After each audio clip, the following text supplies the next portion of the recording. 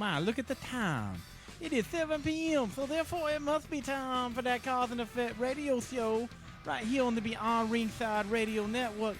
So put your hands together, because everybody knows that Thursday is usually a good day, but thanks to this bottle of Cavassier, it's going to be a great day. Ladies and gentlemen, please welcome the Cause and the Effect right here on the Beyond Ringside Radio Network with their Thursday Night Throwdown. Oh, what a lovely intro. Thank you very much, Mr. Phelps. We appreciate that. All right, I'm your host, The Cause, Robert Cosper, right here, Cause and Effect, the Thursday Night Throwdown on the Beyond Ringside Radio Network. And you can't have Cause and Effect without the Effect himself. Stuart Couch. Howdy, everybody. And we have a secret guest. We do. If you've been following on Facebook today, missing in action. He is not dead, for the record. And for the record, he has found his smile. Welcome back to Cause and Effect. Mad Dog Dan Sawyer. What's going on, big man? Oh, it's just an honor to be back. I felt like Patrick Duffy, Bobby Ewing, coming out of the shower on the episode of Dallas. Remember when he was abducted by aliens and it was all a dream? I don't think I ever left. I remember doing a wedding in the front of the studio, and then here I am again. It's like big loss of time and space, but I'm back. And I'm smiling, yes. You have found your smile. And the whole world smiles you found with your me. smile. Because I mean, you're a new father on top of that. If you go with a smile. Oh, all right. Well, I'm about to open up the chat room. So you guys, Dan, bring us up to speed, man. Your new dad. Yeah, new dad. Been very, very busy. Following the acting career, I guess we can say. Got to be a part of a show I'd never even seen before called The Originals, a spinoff of Vampire Diaries. I got to play a wolf, so that'll be out in about 8 weeks. And you won't recognize me. I'm covered in fur. Where can we find that at? CW Network. CW, hey. Yeah. Oh, man, we're getting big celebrities these days. Big time here, yeah. Wow. You know, Take a little. I wasn't sitting at home eating chips. That would be me. No, that'd be the effect. These guys are looking good, better than ever. You know, the studio's even got a little Christmas feel. It's like I like smelt some cinnamony apple, nice fragrance going on, Christmas decorations. Just getting in the mood. I'm not happy about it at all. You start your Christmas celebration. You do your decorations after Thanksgiving. We stole this land from the Indians fair and square. So we should celebrate it. We should celebrate it. And after the Charlie Brown Thanksgiving special is when you can put your tree up. Yep, Bottom line. As long as it looks better than the Christmas tree Charlie Brown put out there. And you just got it right there in the simplest of terms. He made it crystal clear. Crystal. Women need to take note. Women need to learn that. No, we'll put ours up after Christmas. But right. Hey, we're not to see any studio though. We're not, and that reminds me. Another renovation to the studio is coming up out here. Another renovation's coming up, but she's doing all this Christmas stuff because A. Renee Photography is running a holiday special, $50 Christmas minis. If you want to book that with her now, I will get you the number by the end of the show and put it on the Cause and Effect page. Well, I appreciate what you've done over here. There is a hot tub in the studio. Oh, man, yeah. It's like a James Brown. Dun-dun-dun-dun-dun-dun. Yes. Should I get in the hot tub? I heard that. I hear it does wonders for your back. Is that true? That's what I was about to say. You had to take numbers. You see that thing? It's like Sears. You should take a number to even put in a request to do some therapy. It's helping my back. I told you. I got my jams. I called that. I called it too. I said, did I get a point early this morning? You got one. You did. You got more than one. I told him if we get in there together, it's going to make the water level go up. It's going to be nice. But the Hitman may join us at any time for the celebration hot tub party. I'm just throwing that out there. We've been talking about this since your wedding, man. Yeah, but look, I don't know that I got that much hot tub to hold all there. I mean, it's a 10-man tub. I'm the lightweight, and I'm like 220, and I'm the small guy. I'm down to 250 now, but it's still we got some love coming up. Not in the hot tub. Yeah, dude, come on, don't. Unless we go back to the steak place, and remember that. Remember we sent you on that adventure? Have you forgiven me for that? I have repressed memories about that. So my therapist said just forget it and go on about your Go to your business. happy place. Man, and I did have the Blue Oyster music on cue, but I didn't know you were going down that road today. But speaking of which, that reminded me of Seabass on Dumb and Dumber. That sequel's coming out Friday. How about that? Who cares? It'll be Dumb and good. Dumber man. was It's a great. matinee, but yeah, as long as they bring Seabass out, they got it looks like the blind kid that they sold the bird to's in it. He's the one that's on they haven't brought knowledge of that, but I think that's the one. But it's a great day in C&E. What Oh, a my show, gosh. man! What a show! Yeah, I can't believe you're promoting Dumb and Dumber. I know. That's like the dumbest movie. I know the title. I understand, but exactly. there were only certain points to that were funny. But You the just need to certain give it another points were chance. hilarious. Yes. Are Yeah, you saying Turbo Turbo Lax. Yeah, Blast see, was I knew not- we The, were the going Turbo the same Lax way. and hey, the toilet's broken. Yeah. Oh, I had an extra was set of funny. gloves. That Here you was go. funny. You've had those on the whole time. Yeah, that was funny. Yeah, Wow. apparently Remy's gonna be Remy's got some facts over here on it. Some Dumb and Dumber facts. Yeah, so apparently he's gonna be up for the Are movie. those dumb facts? I mean, I just asking. Don't be smug now, Remy. I gotta tell you now. Don't be all smug with your facts over there. Oh yeah, because smugness has been an Yes, issue. Yeah. Yes. Smug is a bug in a rug. Okay. So let's jump. Let's address the elephant in the room. Yeah, let's jump into issues. Roll Tide. Go ahead. Oh Lord. All right. So let's jump into it. There is a rumor out there that, as far as GCW fans need to know, and those outside of GCW need to know, there is a rumor out there that this is it. You know, Fan Fest, November 22nd in Pell City, Alabama. You're getting out of the business. You're gonna be a dad. You're gonna do all this other stuff. So you're gonna leave wrestling behind. This is GCW's final show. That is the rumor. Yes or no? Well, we always said we'd have cutting edge facts on C&E when we started this thing. So I was waiting till we got here tonight to tell you fellas, because it is tough being a dad and making a living and running wrestling shows. But this is not, or will ever be, the last show. As long as there's breath in my lungs, Global Championship Wrestling is good to go. But hey, at least they're talking about us, right? Right. There's no such thing That's a as great bad point. publicity, right? That's the McMahon show, school. That's right. The show must go on, and it is going on. And, hey, look at the college. Even if I hadn't taken time off to do another project, look at this football schedule, the SEC football schedule alone. Man, it's we hot, couldn't have dude. competed against that. You would have to bring the Macho Band back from, the grave, to draw. I mean, that's just honesty. Auburn and Alabama football is the biggest thing going during this time of the year. I don't care. It is hard to Wrestling draw doesn't them. have a season. We keep going year round, unlike opposed to other people. hold on. you know. I'll take issue. It keeps on going. It's like Tom X White takes a lick and keeps on taking. Don't throw those headphones down. I'm about to slam. Oh man, don't get upset. I'll find But you no, another November doctor. 22nd, Pell City Civic Southern Legend Fan Fest. It's the 5th annual. That's coming up, and I know we got a legend on the show with us tonight with a Wildcat Wendell Cooley. That's right. Hasn't been seen in Alabama in a long time, and he's still in real good shape, and he's just one of many of the stars that are going to be there on Saturday night, November 22 at the Pell City Civic Center. A week from this coming Saturday, if you're listening. If you're listening to this in replay, look at your calendar, November 22nd, the week before the Alabama-Auburn game. And it is the week it's basically an off week for Alabama and Auburn. Yeah, both, because they- Exactly. One of them's playing Sanford, one of them's playing what, Western Carolina or something like that. Yeah, Auburn has Sanford. somebody Yeah. throwaway game, Yeah. Locust Fork High School or something. Yeah, it's But, hey, it's going to be, I hate to say that because Bull Stresser's kid goes there, but I'm just saying. they got a good season this They year. had a great season. And they lost that last week, but they've come a long way. Hadn't been in the playoffs since like 2001 or something, so big props to Coach Musso over there. Not to talk too much high school football sports, but, those guys working hard, and the Bull helps out too with the coaching over there. And got to give them the horns when they get out of line. And on Friday nights, he writes parking tickets. That's his part of the coaching. I mean, Yeah. He teaches them how to Supplement park. that income. Speaking of, he sent me a text. Have you paid that yet? That double parked spot, when y'all came up to the training center? My lawyer is taking care of that. Oh, okay. That's Okay. It's all good then. It It was entrapment then. It's still entrapment that's not now. that Goose dweeb law firm thing that you used to deal with. Is it a different one? No, I don't deal with those. Okay, I wasn't sure if it was the goose and the dweeb Weasel law. Man. Moon Zappa. Dan rolls in studio tonight, and you come out of your shell. Hey, we've been waiting, man. We've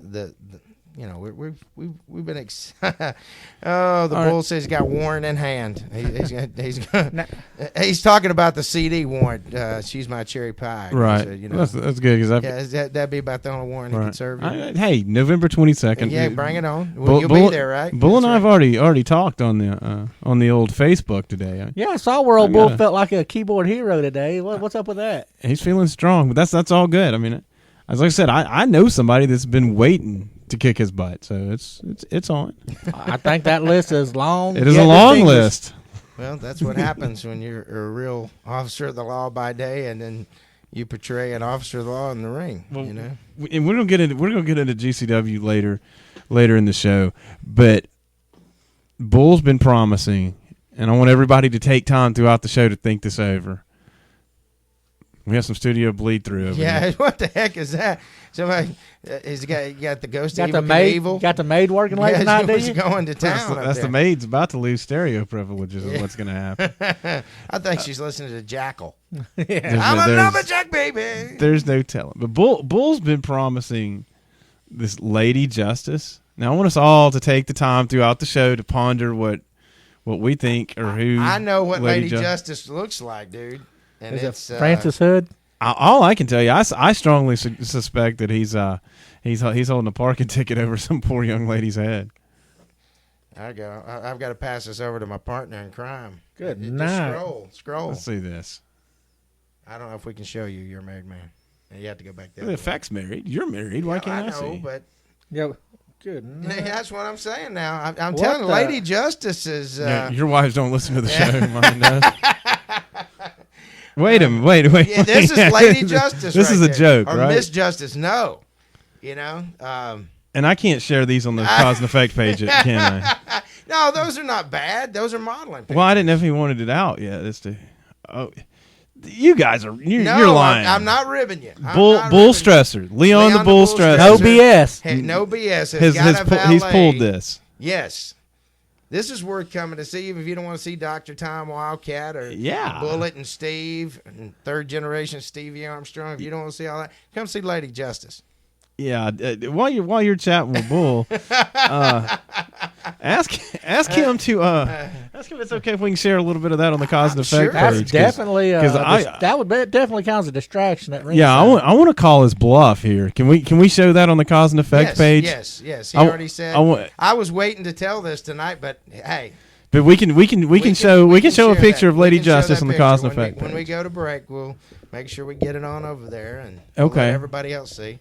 'Cause- Hot Ice is gonna be happy. Yeah, but I want everybody in on this. So I'm calling BS. I'm No. calling his bluff right here. No, I'm gonna have to see I this know to her believe real it. name, and she is full ready to come to GCW, and she's had some training. I'll hold the door open for her. With Bull, and she's I'll coming tip in my with Bull hat to her. Stressor. When the lady comes in, I will tip my hat.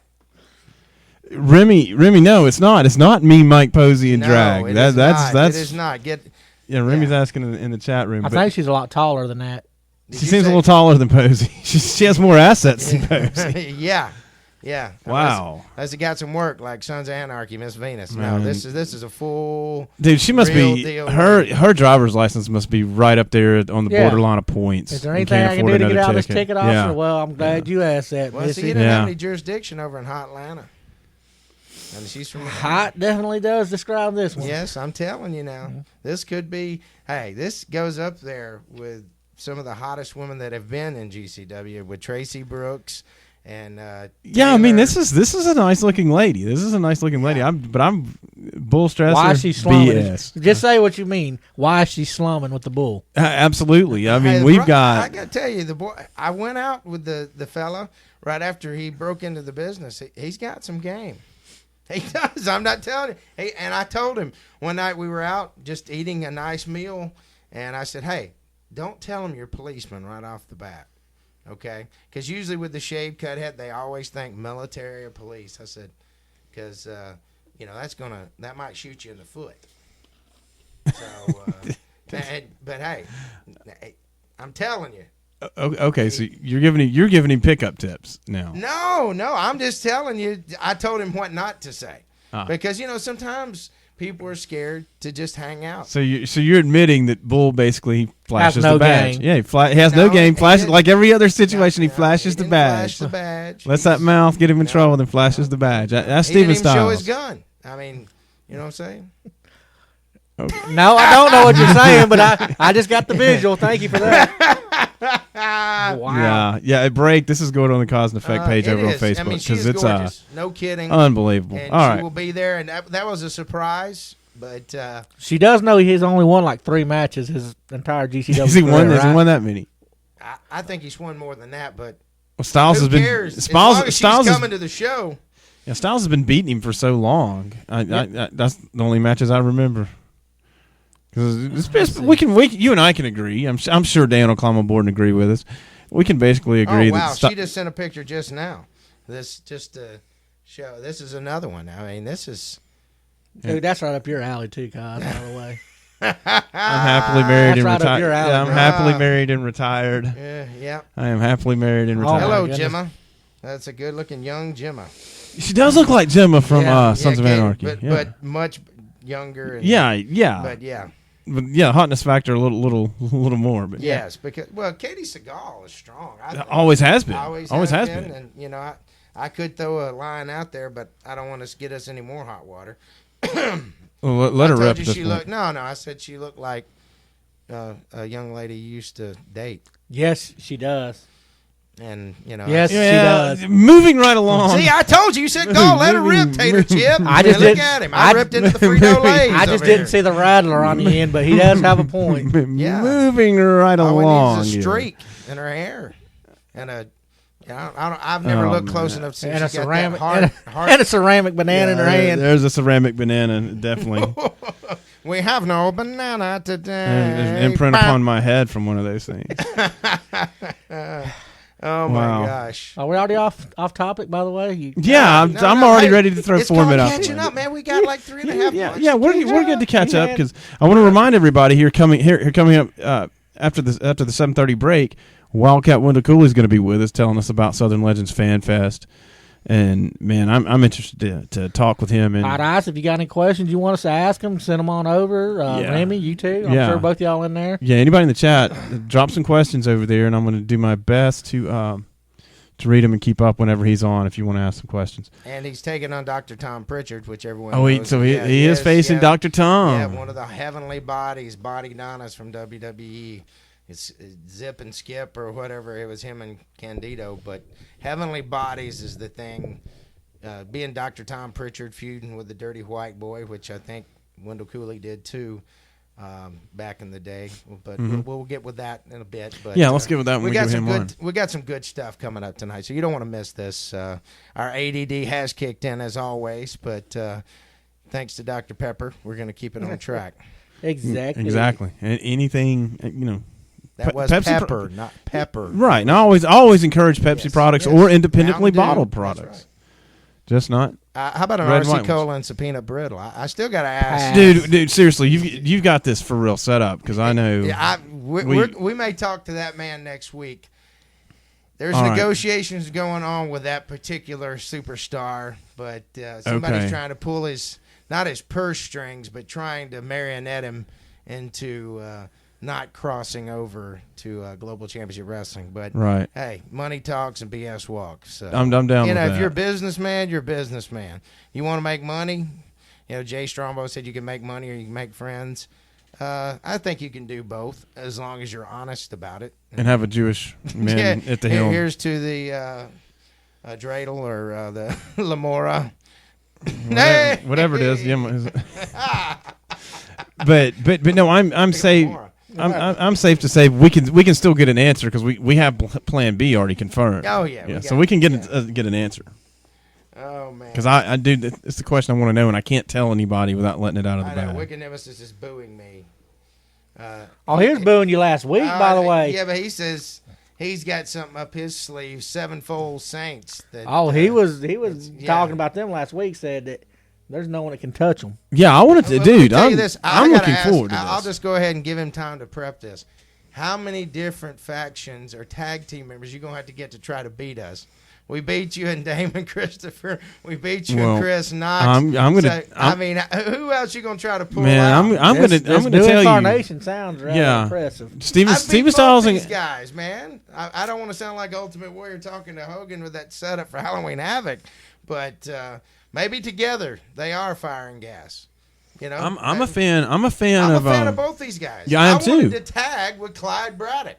I had some shows in Georgia. I was going to tag. We already had a name and everything, so I'm not butthurt about it. But Did somebody say butthurt? yeah, Man, that term keeps getting thrown that around. That is possibly the biggest. Yeah, that's yeah. a. Well, I have other things I'd say, but Careful now. somebody would be snapping me on the head. I haven't used one swear word tonight. And I'm man, and I can't tell you how proud I am. All right, we're a few minutes away from break, so let's just. We're just getting started. Well, I know, but let's just top off real quick. Run and- down TNA. Let's talk. Let's hit some high points on TNA because I'm up against a New break. tag Five. team champions. We do have new tag team champions. All right, who do we have here? James Storm team with Abyss and beat the Wolves. And this is part of his his version of what's a copy of the Wyatt family is Abyss is part of the deal here. Apparently, Eddie Edwards was left to fend for himself. It says after Davey Richards was taken out of the match, so he cashed in his Feast or Famine title, and they got the belts. And Samoa Joe relinquished his belt, Joe really? saying that he was What- not cleared to wrestle, and he gave up his belt. Is that on injury or is he? Yes, he pretty much said okay. The doctors haven't cleared him. Okay, because I'm wondering is he sending a message here of TNA's last show in the can is next week and no plan. Well, supposedly, maybe she can get back together with good old Jeffrey Jarrett, and maybe they can pull a rabbit foot out of a hat, not a full rabbit. Well, keep in mind Jarrett's. I hate to defend him, but this show coming up in New Japan is going under the banner of Global Force Wrestling. Yeah. What? But that's why they brought him in and did the Bullet Club Right. thing, Right.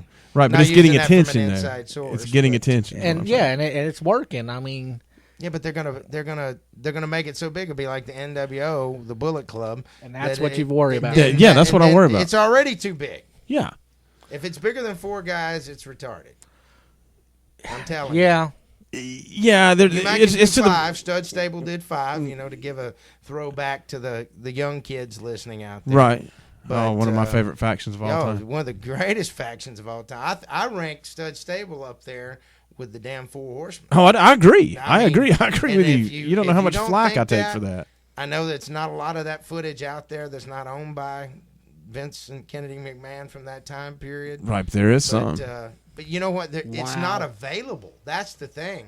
A lot of the big Super 8 tapes that they used to film on is very expensive, and there's footage that's like lost. I know this is going to be like Zeppelin sometime. They're going to be like, here are the lost tapes of Southeastern Championship Wrestling and Continental Wrestling Federation. Oh, dude, I would love it. Dude, There's I places would- on the I internet you would can buy that some of it. But DVD all day long. I've Yeah. got a friend, and his name is Richard, and he has DVDs of the whole Continental time from when See. it left Southeastern, and we're working on setting up a projector and doing a big screen deal and showing some of those matches. hey, I have one of those. Well, my goodness gracious. Looky there, Matt Pitt. here Looky comes there. Cookie.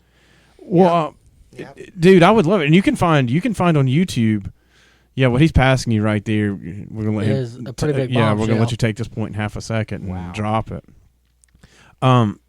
that's called legitimacy right there. by the way. Absolutely. Go ahead and run with it. Well, it just said that the pay per view coming up that you were that Dan was just talking about, and you were just talking about The New Japan show. New Japan show, Global Force. Easy. He tongue twists me every time. Global Force Wrestling, their pay per view coming up. Jen Ross will be the announcer on this pay per view. Really? That is impressive. That is.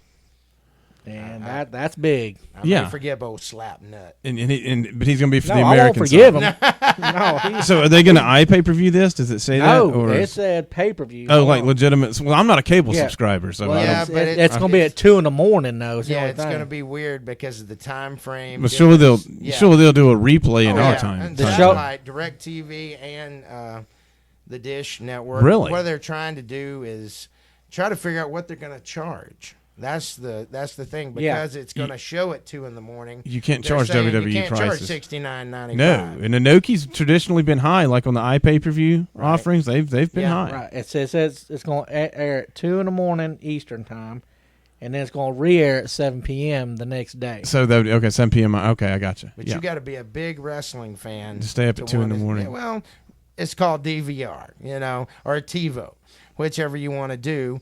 I think that good for them. I think when wrestling does good, it helps all of wrestling. Sure. Unlike what some people think. When all wrestling is doing well, we're all going to do well. But if you put crap out there, it's just going to make the independent scene worse. I'm just telling you. You need to be trained. You need to work out. You need to eat right. And, you're talking to a guy who lost 147 pounds. You need to, get your butt in the gym. But even when I was at my fattest, I still could work. Even One Man Crew said so, remember? No, I've never worked with you, Dan. I was just mad, so I was saying that. Are you sure? I'm taking bookings. I will take some bookings. That was the Crisis Hotline. That's almost been a year. Yeah, I was about to say we are coming up on the anniversary of that. It may be the year. We may need to take a week off and just replay that show. No, hell no. And the breaks we got to air straight through because no edits. Where the magic was. Yeah, the breaks were. Yeah. Hey, why won't he book me, guys? What's his Never, problem with me? And that is, it was bad. What's his problem, man? My girl didn't wash my gear, and wow. If that's what it is, that's what it is, man. I've got a laundry now. That's why I married an Asian woman. Because I remember O'Malley. Wow. I remember O'Malley telling us the story. Yes. A long time ago. Maniac. The maniac. How's that? And then when Crew brings it up, it's just we're like by the way, he brought it up totally unprovoked. Yeah, it was unprovoked. Just threw it out there. We'd agreed we're staying away from that. Yep. Because that was like our second show. I miss Maniac O'Malley, by the way. I know that. I see him every day. Dude. Did you get fitted for that tux yet? Have you got fitted for the tux? No, he got his cousin to do it. We're good. Oh, well. Okay. It's all good. His anniversary's coming up, though, right? Yeah, it's coming up. Yeah. It's coming up. Slammiversary. I know it's 7:30. I know we got to creep. Yeah, I've got to run on that break. I've got to get the break. We got that call coming up with the Wildcat Wendell Cooley, the one, the only, the wild one. So don't go away, and I'll pitch it to you, boss. Hey, well, I appreciate that. Stay with us, folks. We'll have Wendell Cooley when we come back. Hang tight right here on C&E as we present the Thursday Night Throwdown on the Beyond Ringside Radio Network. Man, this is getting easy. The following commercial is brought to you by Cause and Effect. The following is an actual testimony from a satisfied customer with their brand new Cause and Effect shirt. Hey, if y'all tired of wearing the same old shirts that you done drawed up at your own house to wrestling events, buy you one of these Cause and Effect t-shirts. They are beautiful. I think I might wear this thing 2 weeks before I even think about washing it. I just bought me one. It was the best deal ever. Mama, tell him don't cash that check till after the 1st. Thank you. I love my shirt. And you can join Louder Little Girl on our list of satisfied customers with your official Cause and Effect t-shirt. Get yours today at the introductory price of $20, or take advantage of our bundle pricing of 2 for $40 and save even more money at 3 for $60. What a deal. When planning your next party or special event, insist on the best. Full Range Entertainment is a professional entertainment company providing a full range of services. From professional disc jockeys and MCs to catering and photography, when the details of your special day must be perfect, call us first. Wedding receptions, corporate parties, school functions, birthday celebrations, and more. We also have Birmingham's largest selection of karaoke tracks available. With over 40 years combined experience, Full Range Entertainment can provide you with the talent and professionalism you need and deserve to make your next event one you'll never forget. For more information on the full range of services we offer, call 533-HITS. That's 533-HITS. Or check us out on our website at fullrangeentertainment.com.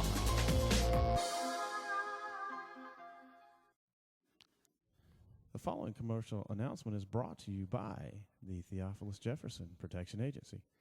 Yo, listen up. Bump in the night got your fright all up tight. Theophilus Jefferson gonna make everything all right. We talking about tonight. The Theophilus Jefferson Protection Agency is the official protection agency of Cause and Effect Studios. Psst, hey, over here. What? Right here in the back. Where? Over by the fence. You? The bike? Yeah, the bike. Right in the grass where the kids left me a while ago. You know how lonely it is being left day after day, not being able to cruise the reservation? Pardon me? Remember when you got me for the kids? You told them, "No, you kids go have fun, enjoy the outdoors, and be careful." Yeah? I really miss it, especially when they put that playing card in my spokes and I made a really cool sound the faster we went. Well, could you get my tires a little air, dust off my seat, and remind the kids how fun I still am? Okay. Oh, you are dusty. Yeah, and I may need a couple of bolts tightened too. Now let's go. As Native American parents and caregivers, our encouragement to healthy lifestyles for our kids is helping them get outside and play. Get ideas, get involved, get going at letsmove.gov/Indian Country. Brought to you by USDA, HHS, and the Ad Council. Are those New Year's resolutions already wearing you down? Don't worry about it. You want to worry about your 2014 fitness program? Let me help you out. Join the brand new Cause and Effect Boot Camp. We'll be training 3 nights a week, and you can join myself, Amber, Stuart Couch, and the Equalizer, and monitor our results along with yours as we all get in shape for the upcoming year. Hey, guys, if I'm not there, y'all just start without me, okay? Don't forget about it, folks. That Hollywood training and the celebrity diets, throw that out the window. Train with the cast of Cause and Effect. Howdy, friends. This is the Magic City Motor Mouth Fast Eddie Lane. And I'm the Cosz, Robert Cosper. And this is your invitation to join us and the Hitman Big Daddy Cool Ryan Adcock right here for the Saturday Showcase. At Saturday mornings, 11 a.m. Eastern, 10, 9, 8 a.m. Pacific time. See? We do math around this place. Be sure to catch us right here on BeyondRingside.com. You can also listen through Winamp for Android and BlackBerry, as well as the Shoutcast mobile app for Apple as well. Remember, that's Saturday mornings, 11 a.m. Eastern, 10 a.m. Central, right here on the Beyond Ringside Radio Network. And let me tell you how you can find the Hitman Big Daddy Cool Ryan Adcock on social media. It's very easy. It's at www.kissmyass. Whoa. Stop that right there, folks. We'll see you Saturday on the Showcase. Bye for now.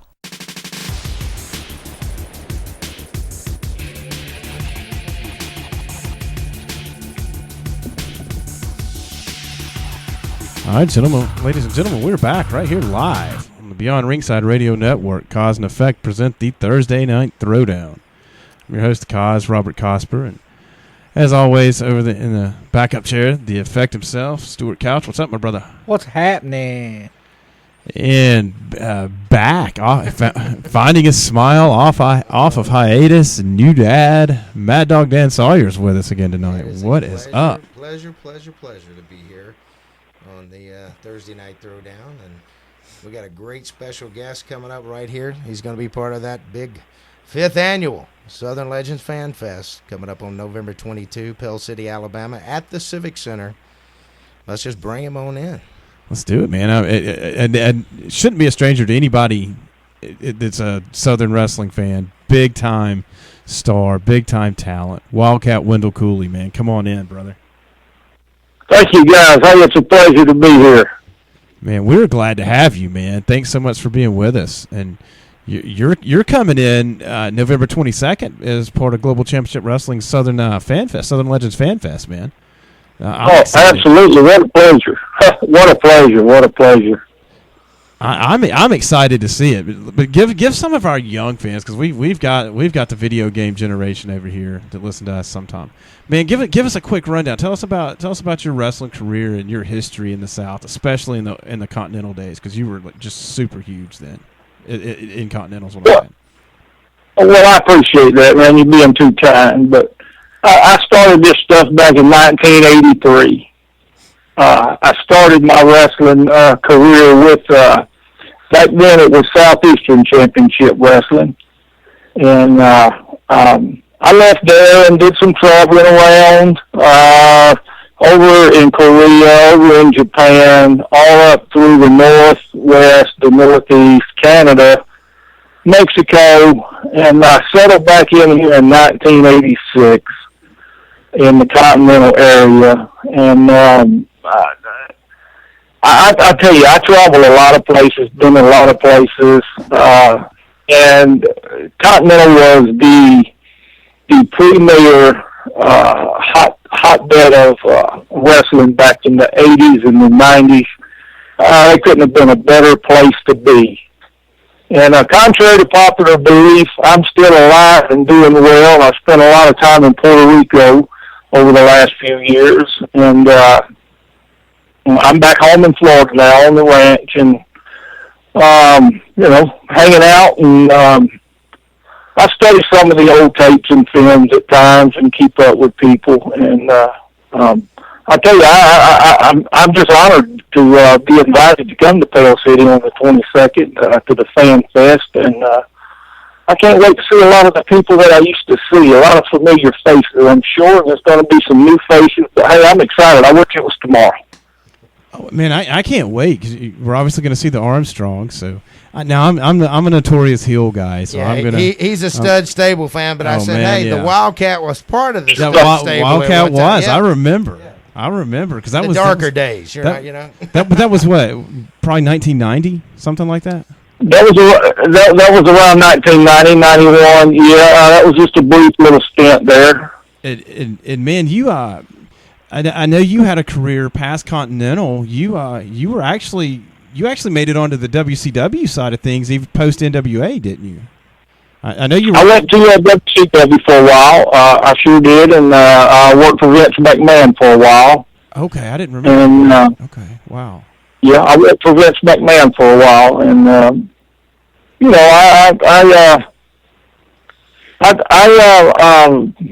I had to make a business decision, so I left McMahon and went to Puerto Rico and spent quite a while there. I just go in and out different places. And let me ask you this, because I know it was completely unintentional, but if you go back and do your homework on Wendell Cooley and Wendell Cooley's career, and I'm going to say especially in Continental because that's what I can compare it to, because I watch Continental every week. I was a huge fan. Man, you were really on that level. You were doing Shawn Michaels' deal before Shawn was doing it in WWF when he broke out solo. The handsome ass kickers, what you? Yeah, I mean you had you had the ladies' man. He had the Wildcat Stomp. Is comparable to the Super Kick. Oh, yeah. But better. Yeah, absolutely. But I mean, I'm just saying. I mean, he was cutting edge and doing some huge stuff. I mean, well, things kind of just happen. Nothing was really planned. Things just kind of evolved and kind of just happened. We never planned exactly. I guess that would be the ultimate day. You'd be able to sit down and plan out and map out your whole entire career. I never, when I broke into the wrestling business in 1983, never did I ever have, what am I trying to say? I never envisioned becoming as big as I was in the late 80s and into the 90s. Right. Because like I said, this was the hotbed. This was the place people wanted to be. You're exactly right. Birmingham, Montgomery, Dothan. Yeah. Up into Absolutely. Some of the best fans in the world. Like I say, I've traveled all over the world and wrestled in some of the biggest arenas in the world. Sold out Superdome. Some of the huge stadiums over in Puerto Rico and Japan, up in New York, in some of the big places that the WWE goes, and some of the WCW venues. But I tell you, man, there's just something about the South. The competition's better, in my opinion. The people are better. The people are better. The women it's are better. No doubt. Yes, that depends what town you're in. Oh, come on now. Like I said, he straddles the fence. But, yeah, I mean, I don't know if this is I'm going to date myself, but I broke in 90, and back in like 92 and 93, USA Wrestling was down in Dothan at the little bitty TV station we'd film on Saturday mornings. Right. And Steve Dahl and Rex King were simply divine, and the Bama Bucks, Yes. Steve Armstrong and Wendell, they had this hot feud going on with these two guys, and young enhancement talent, we'll say, because that's the extra talent, as they call them now. I was the jobber boy, and I was in the midst of this hot feud, and I was greener than goose. And I stepped in there, and I felt the Wildcat's chops, and I've got that on film. And bless my own heart, who you don't ever hear that much, but I remember you guys cutting a promo saying, "We didn't mean to take it so rough on these boys, but these boys have gotten our crawl." Old Rex King and Steve Dahl, and it was that's right. We were kind of the sacrificial lamb. We were getting our butts kicked on TV because you guys were hot at them. So it was very, very strong. And I remember you cutting it. It's a solid promo, and I'll never forget this. And I have a wrestling school now, and I teach guys, and I've showed this promo before. But you and Steve were sitting there, and Mike Jackson was the announcer and interviewer. Who? Yeah, and Didn't he lose that retirement you said, "Hey, Stevie and me were sitting by the creek bank the other night. I remember that. Drumming the flat top, singing "A Country Boy Can Survive," and Rex King, Steve Dahl, we get y'all at Boutwell. You're gonna see these country boys surviving." And dude, that was so strong. And I mean, I was there live, and this is before. You had 15 writers, giving you promos and points to say. They told you guys where it was, and you and Steve just, Oh, dude, we did. awesome. 90% of that was ad lib. I remember that. I remember that interview like it was yesterday. I think I said something about we were standing at the foot of the Godfather of country music's grave in Montgomery, Alabama. Yep, that's it. William Sr. Yeah, it was. Yeah. See?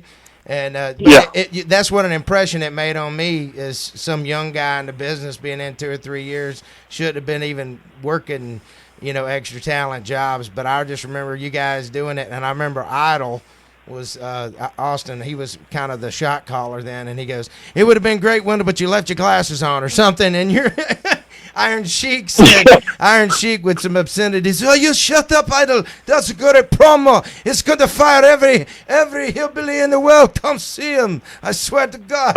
And he had about 30 cuss words with it, but he told Idol to shut up or he was going to take it out on him in the ring. "I got you later, Austin Idol, Hulk Hogan to be." And start talking That's about right. it. But now, That's that was solid. Now, I mean, you never know. And, I haven't been not even 10% of anywhere you've ever been.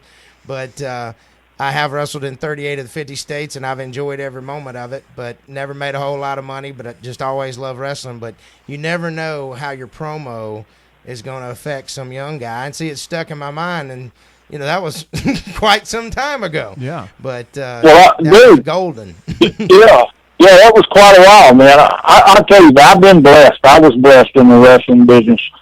I really was. Like I said, when I started, I wanted to wrestle because I wanted to wrestle. I came up as a kid watching it also. I was a huge wrestling fanatic. And I got the opportunity. A very good friend of mine, who was a deputy sheriff at the time, broke me in, and my very first match was in that same small TV studio in Dothan, Alabama, Channel 4 WTVY. Mm-hmm. Circle City. It was in March of 1983. Wow. March of 1983. I'll never forget it. I was nervous. Oh my God. I could hardly breathe before I went out. I was so nervous. But, I stuck with it. I'll tell you, Ron Fuller, I'll tell you, I got nothing but utmost respect for him.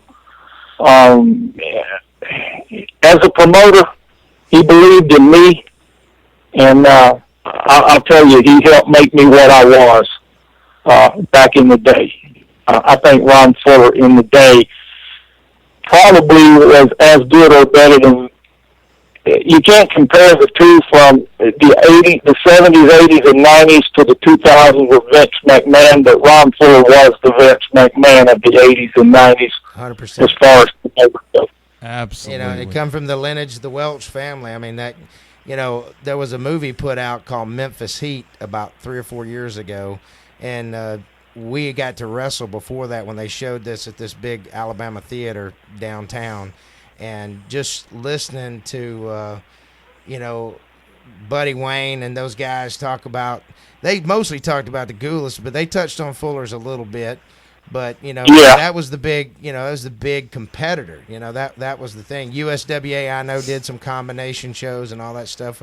Hey, you beat Lawler in Montgomery. We were early. We were doing a little homework. We were doing a little homework, and the King has been here 3 or 4 times and worked for Global Championship with us, and you know, he's a class act, but you know, he's a businessman, and you know, heck, I heard he's got back out and doing some shows with his son Brian, and they're doing some things in a casino and stuff, and good for him. But you know, coming back from that heart attack is not a very easy thing. But no, you know, I tell you, my hats are off to him, man. I'll tell you. I wrestled Jerry Lawler many times. I'll tell you, there's probably 5 people that stick out in my mind that I'll never forget. I remember the first major ordeal for me was wrestling Ric Flair in the Farm Center in Dothan. We went 59 minutes. I wrestled all the world champions. I wrestled Harley Race in his hometown of St. Louis, Missouri. I wrestled Nick Botwinkle in Knoxville, Tennessee at the Coliseum. I wrestled Jerry Lawler in his hometown of Memphis, Tennessee, and beat him in Montgomery, Alabama. And I wrestled the other person that I'll never forget was when they brought this giant into Atlanta. They called him Jimmy the Giant. He was 7'7", 500 and some odd pounds. Biggest man ever seen in my life. Wow. Yeah, he threw me 6 rows deep. Out of the 6 rows deep. That's a shoot right there. But he went 6 rows. That's awesome. Yeah, that was one of my first. Well, it was one of my first matches with WCW back in 1991 when I went in there. Yeah, I remember when you came up. What a monster, but I'll never forget that. But you know, there's something, some things I'll never forget. You know, and going back to Ron Fuller and Bob Armstrong, those guys right there gave me my break. They believed in me, gave me every opportunity to succeed. You know, and that's all I ever wanted was just give me the chance. I know I can do it. Never had any idea I would ever become as big as I was. It kind of was. It was a combination of things, you know, being at the right place at the right time, having the heart and the desire to do it, and you guys give them talent and ability to go out and perform. But my biggest thing is, I think the biggest is I never made a promise that I didn't keep. You know, and that was one of the biggest, I think the biggest attributes I had was, you know, you got to do your homework, you got to know what's going on, and you never make a promise that you can't keep. And any man in any industry, in any career that needs to stick to that philosophy, the world would be such a better place if that happened. But one thing, you know, he tells you all this stuff, but he's got a good attitude. That was the thing. People like booking you. You know, there's so many guys that, you know, there's so many terms out there that I don't smarten people up to the business, but everybody knows what heat is.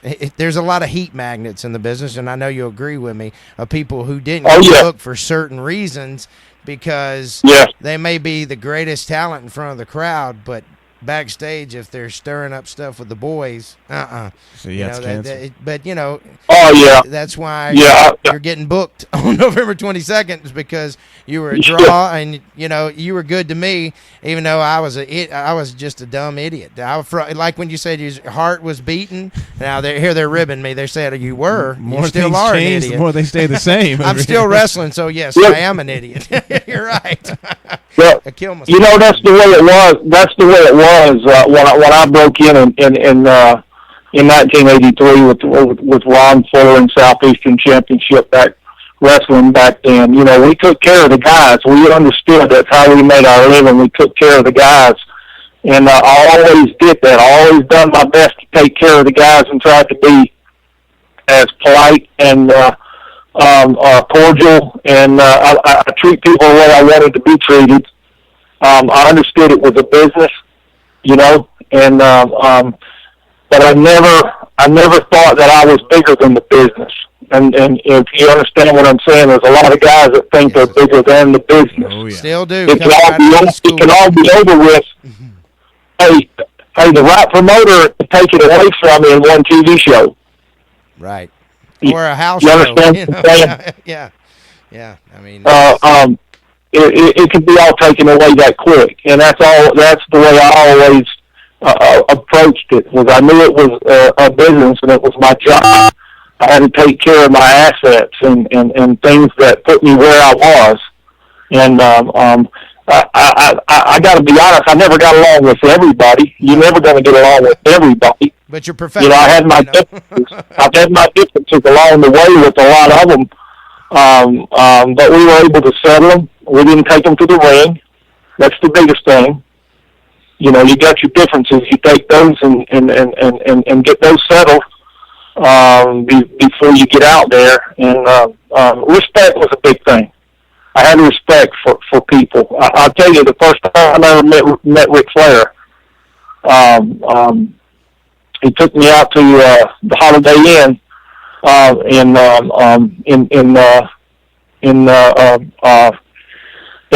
Little Rock, Arkansas, and just he and I hung out, And I hadn't been in the business but a couple of years, but a class actor, he didn't have to do that for me, and he always treated the up and comers, underneath guys, how you want to see it, with respect. And I know there's people out there. I've been reading up here lately. There's people who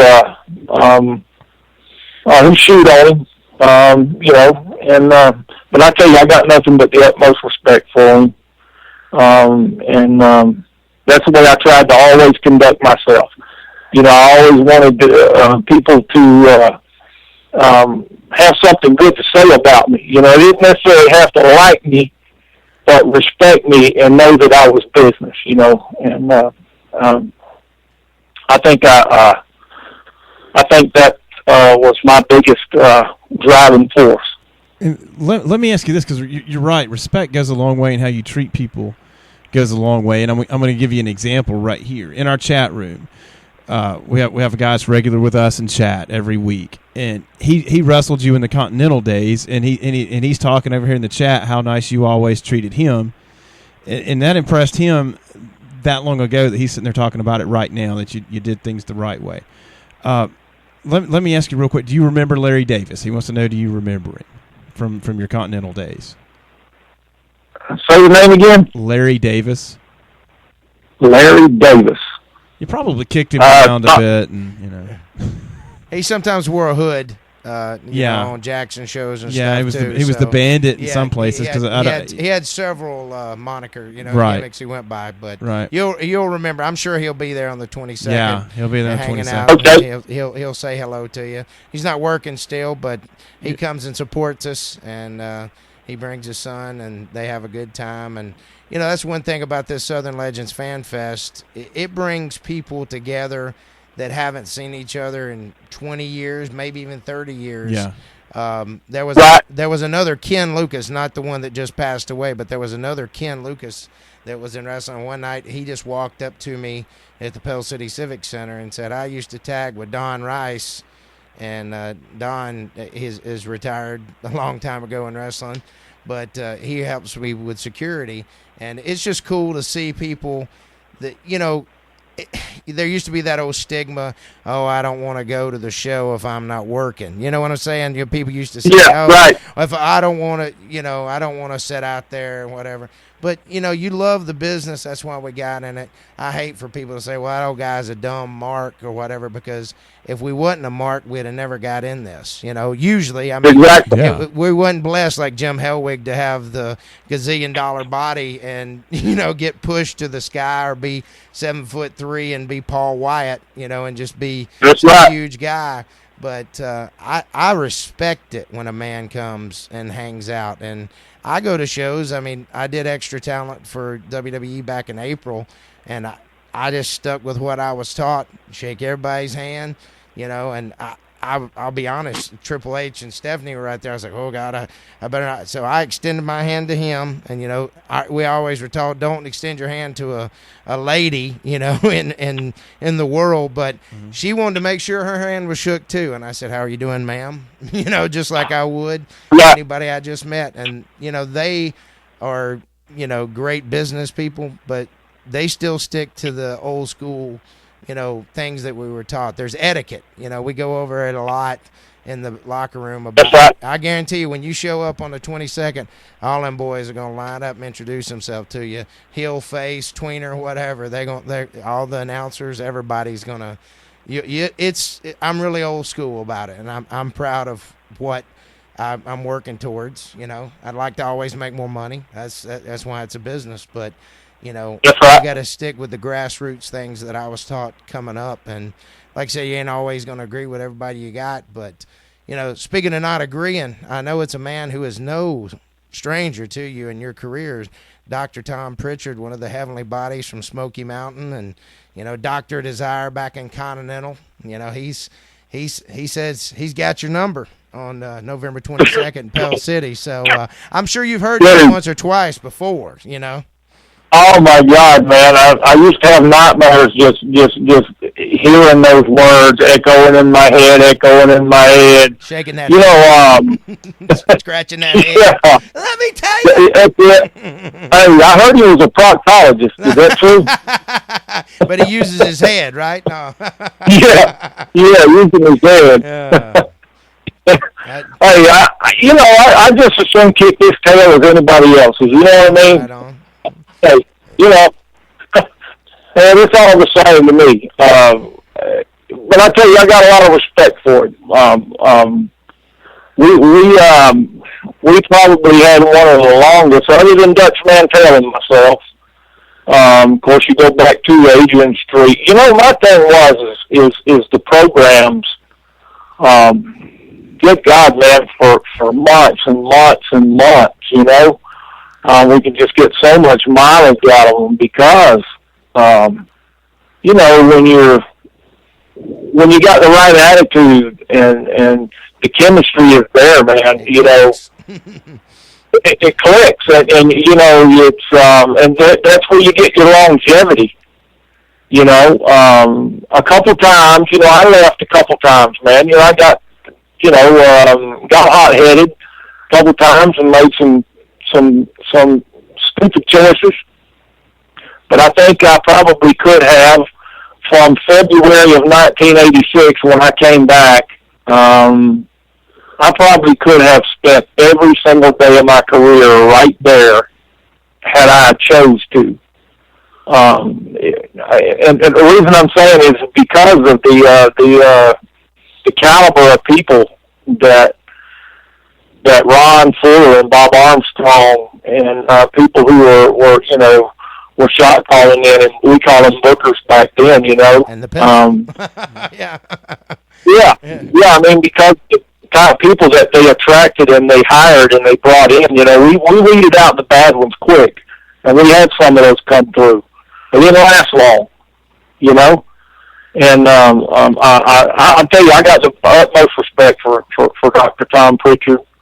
One of the toughest. I tell you, when he and I hit the ring at night, it was a night off to an extent, dude. But you're going to earn your money. I can say that. I earned a lot of money. Yeah. A lot of my money with Dr. Tom Pritchard. Doc is a good hand, and that's why he worked for Vince so long up at the school. And his brother Bruce, they're very smart to the business. They are great, but he's a fantastic wrestler and can still go. And he was here a couple years ago, but looking forward to seeing the match as a promoter, as a fellow wrestler, and as a fan, because you guys are fantastic athletes, and there were a lot of people that fans have been asking me to book, but Wildcat Wendell Cooley is one, and by golly, we first off, thank you for taking your time away from your family this evening and spending time with us on Cause and Effect, and letting the people know you're ready to come back and give us a little history, but let us know that you're ready to come to Pell City on November 22nd for Global Championship Wrestling, and we're going to make it happen. So, man, we really appreciate it. It's a pleasure, man. Well, we appreciate it's a pleasure, Don. It's an honor. It's a pleasure and an honor. Yeah, we really enjoyed it. I had the effects mic off. He was telling me that's one right. One more time. I said, thank you very much, sir, for taking the time out for us. Yes, sir. He's been quiet the whole time listening. I didn't know he was going to talk. Man, thank you so much for coming on and spending some time with us. I'll tell you what, real quick before you go, can you give us a road story? You got a backstage, you got one you can tell it won't one? get you in trouble. Yeah. With no heat at home because we're all married. Yeah, we're all married, so we understand. Anything funny? Oh wow, stage man. road story, something good. Changing names to protect. Dude, I've got so many of them, man. I tell you, we were going to Knoxville, Tennessee. Back in the day, man, I hired a driver. Okay, all they did was drive me around, and they took care of my souvenirs and stuff, and I could sleep and do what I wanted. Back then we were doing 2,500, 3,000 miles a week. Wow. Well, we're driving up to Knoxville, Tennessee to go make a show, and we had just stopped to have lunch, and I'm laid down in the seat. And I'd made these trips so many times that I could tell you when you should turn and when you shouldn't turn from a dead sleep. But anyway, we were making this trip, and I noticed that the vehicle kept swerving.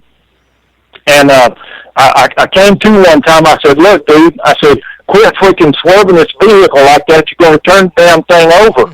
He said, I'm not going. He said, I'm not doing it. He said, it's this lady right here. She pulled up beside me, and when I get running beside me, she smiles at me, and then she runs the car and tries to run me over. Oh, my God. So I said, okay, I'll tell you what you do. I said, I'll tell you what you do then. You go ahead and drive up beside her, and we'll see what happens. So he pulls up beside her, and when he gets up beside her, she looks right at us, and she just turns her wheel hard towards us and runs us off on the side of the road there, on the shoulder of the road. And by then I was fuming. I'm thinking, good God, what in the heck is going on here with this lady? So I tell you what, I said, give me that daggum drink cup you got right there and pull up beside her, and I'm going to throw this on her windshield.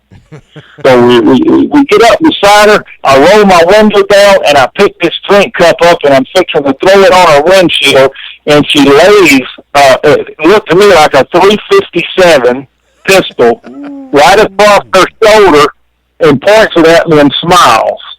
Oh, man. Oh, my gosh. Yes, that was it. I said, hit the brake. Yeah. Get away. We may know that could have been Emily White, the lady that used to make the cakes, or could have been Frances Hood, a lady. Yeah, definitely could have been Frances Wow. Hood. Oh, no. So you And we used to run into all kind of things on the highway like that. Oh, yeah. So this was just some nut. You never even found out who or why. Just some nut. Wow. Exactly. Wow. Didn't know who it was, why, or anything else. No, that's awesome. I'm glad you're safe, but Yeah. wow, that sounds like something happened in a movie, and it really happened to you. It's just surreal when craziness like that happens on the road. It's No kidding, man. But yeah, Miss Emily said tell you hello. She's the one that used to make Bob and them all the cakes and stuff, and she made some kind confection, some kind of chocolate or something, and you said, you better not have put X-Lax in that. Just ribbing her. But, she was a nurse. Yeah, and she took offense to that. And when we put out on the internet the other day, you tell him if I make something, I'm not going to put no X-Lax in it. I mean, she's still hot about it from 1980 whatever. And Steve, it's the one that Stevie calls Wig Woman. You know who I'm talking about? Yeah. You know who I'm talking about. Yeah, she'll be there, her and her daughter and son-in-law, and bless her hearts, they're great fans. They are. But she said, if I make something for Bob and them, he makes Bob a carrot cake, makes Steve some $1 million fudge or something. But he said, you tell Wendell, I'm not going to put no X-Lax in it, and it's safe to eat. So I know you had to watch it sometimes, especially probably when you was part of that stud stable. Now, you might have got a little something in there. But maybe we can. We're gonna go to break. Maybe we can get him during break to clue us, to smarten us up on the joke. Yeah, when we go to commercial break, we got something we want to ask you before we let you go, but it'll be off the air. Yeah, it'll be off air. All right. But all right, okay. Robert, well, thank you so much, and Cosz, I'll let you say goodbye to him, and just hang on for a second. We got a question for you. Yeah. All right. Yeah, thanks so much for being here with us and taking some time out. Guys, everybody in the chat, everybody listening, we're going to take a quick break. You just heard Wildcat Wendell Cooley right here with us, going to be a part of Global Championship Wrestling's Southern Legends Fan Fest on November 22nd in Pell City, Alabama. If you're in the area, check it out. This is going to be great. It's a loaded card. We just got to sit down with a big-time Southeastern legend, man. Huge, especially if you're like us and came up in the Continental days. Outstanding, man. Thanks so much for being with us. Guys, we'll be right back. Is that old faded Pepsi shirt not quite working with those khaki shorts anymore? If so, get yourself a new form-fitting, fashionably acceptable cause and effect t-shirt. That's right, folks. Take advantage of our 2014 low pricing special. You can get your very own Cause and Effect t-shirt for $20. Better yet, 2 for $40. Or take advantage of our bundle pricing and save more money, 3 for $60. Promotional consideration for Cause and Effect is paid for by the following. My name is Willona Carter Jefferson. My son, Theophilus Jefferson, runs the Jefferson Protection Agency, collecting your funds and kicking your buns since 1991. And for you educated folks, that's 23 years of wiping tears and kicking rears. Theophilus Jefferson Protection Agency. Have you called him yet? Theophilus Jefferson is the official protection agency of the Cause and Effect Studios. Hi, folks. This is the Cause, and I want to come to you right now with another satisfied Cause and Effect t-shirt customer. Yeah, this is Chef Ted. How's it going, fellas? It's been a while. Let me tell you a great offer going on right now. I'm talking about the Cause in Effect t-shirt. I got mine. It's better than Phil Cutlet prime beef. Hey, it's better than my beef Wellington. And let me tell you, that's a healthy portion. I got my equalizer size for 2014, rocking it out with my socks out right here. Chef Ted talking to you, better than Chop, baby. That's right, folks. Another satisfied customer, and you can have yours at the low, low price of $20. Our bundle pricing packages are 2 for $40, and even better at 3 for $60. All shirts come in small, medium, large, extra large, and equalizer size. And it's better than a BLT.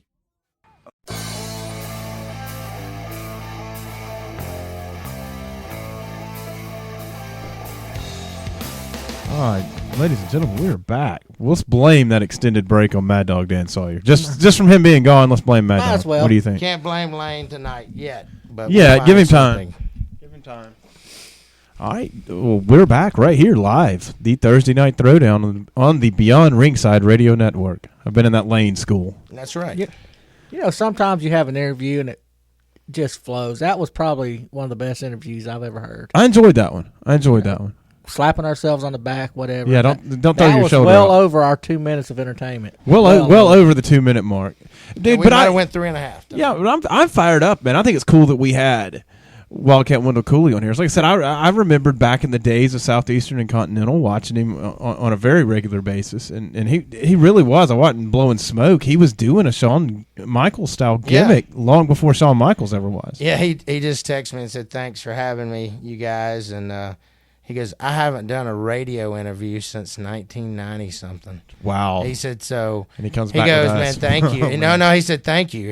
He appreciated us, and I told him we were here in Birmingham. I know with some of the phone lines, it's different area codes, Skype, Right. different times and whatnot. So, Right.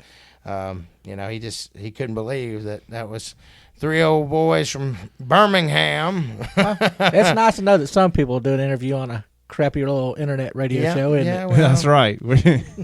Man, he's going. He's got way ahead in points. He's going for it tonight. I feel a little spanked. He's going for the top. Well, he's been over there quiet the whole time, I listening was to just Wendell Cooley. enjoying Yeah, the you're, interview. Sometimes you just sit back and watch what happens. you were drawing strike points up. All right, he actually put out there, this is one of the best interviews we've done. And he shot me a text midway. Yeah, Hey, wow. So I agree, man, and thank you, Wildcat.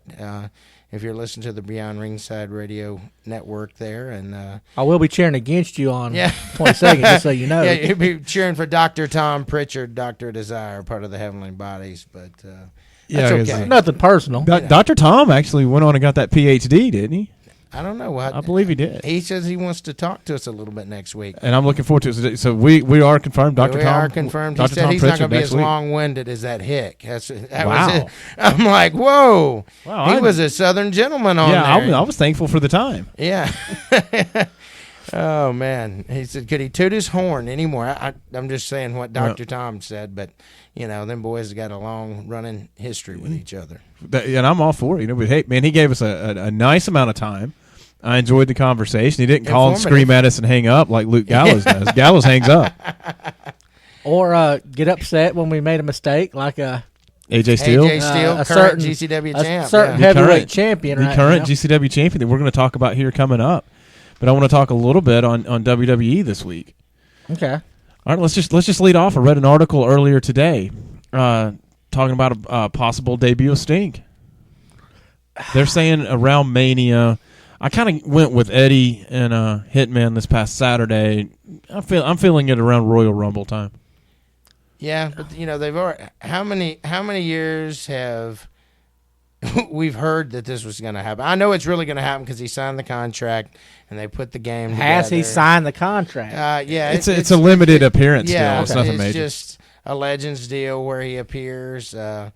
It's kind of up to him right now, from what I hear from very reliable sources, on whether he wants to actually do some in-ring work, but he does. That's the thing. He's made it known. Yeah, he has. There's a couple of guys that he says he really wants to get in the ring and make some magic happen. And, he really has always wanted to do something with the Taker. And, right. The fans have always wanted to see that. I don't understand that. I mean, I guess because it's too mystical. Icons. Yeah, kind of characters. Too dark gimmicks or personas, as Lane would say. It'd be interesting, because people are thinking Crow Sting versus Taker, not your. Now here's the question. Early Sting. This is going to be kind of a sensitive subject, but we all know how Sting like to come into the ring from time to time. Will Vince let him do that? I don't believe that you should do that. Well, he stopped doing it, remember? But then he did it again. He's done it a time or two. Yeah, I don't know. I don't think that's appropriate for WWE to do it just under the circumstances. But if he comes in at the Rumble, what better way to bring him in than but have him you're come in from you the have rafters. to forego that entrance. You have to. I agree with you, but what are you going to do?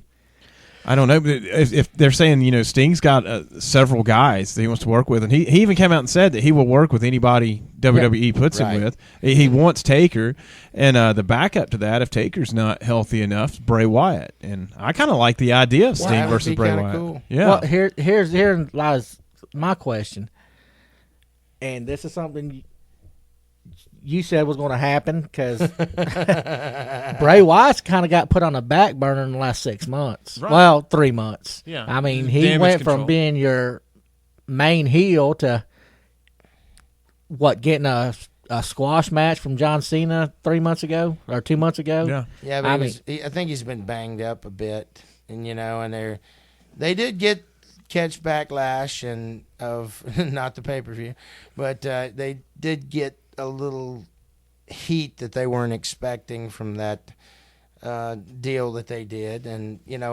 I'm over that. I know it's show business, but I just thought it was not necessary. But, it's not my money. Right. I don't have Freddie Prinze Jr. and all the Right, but- the hump along gang writing and whatnot. But I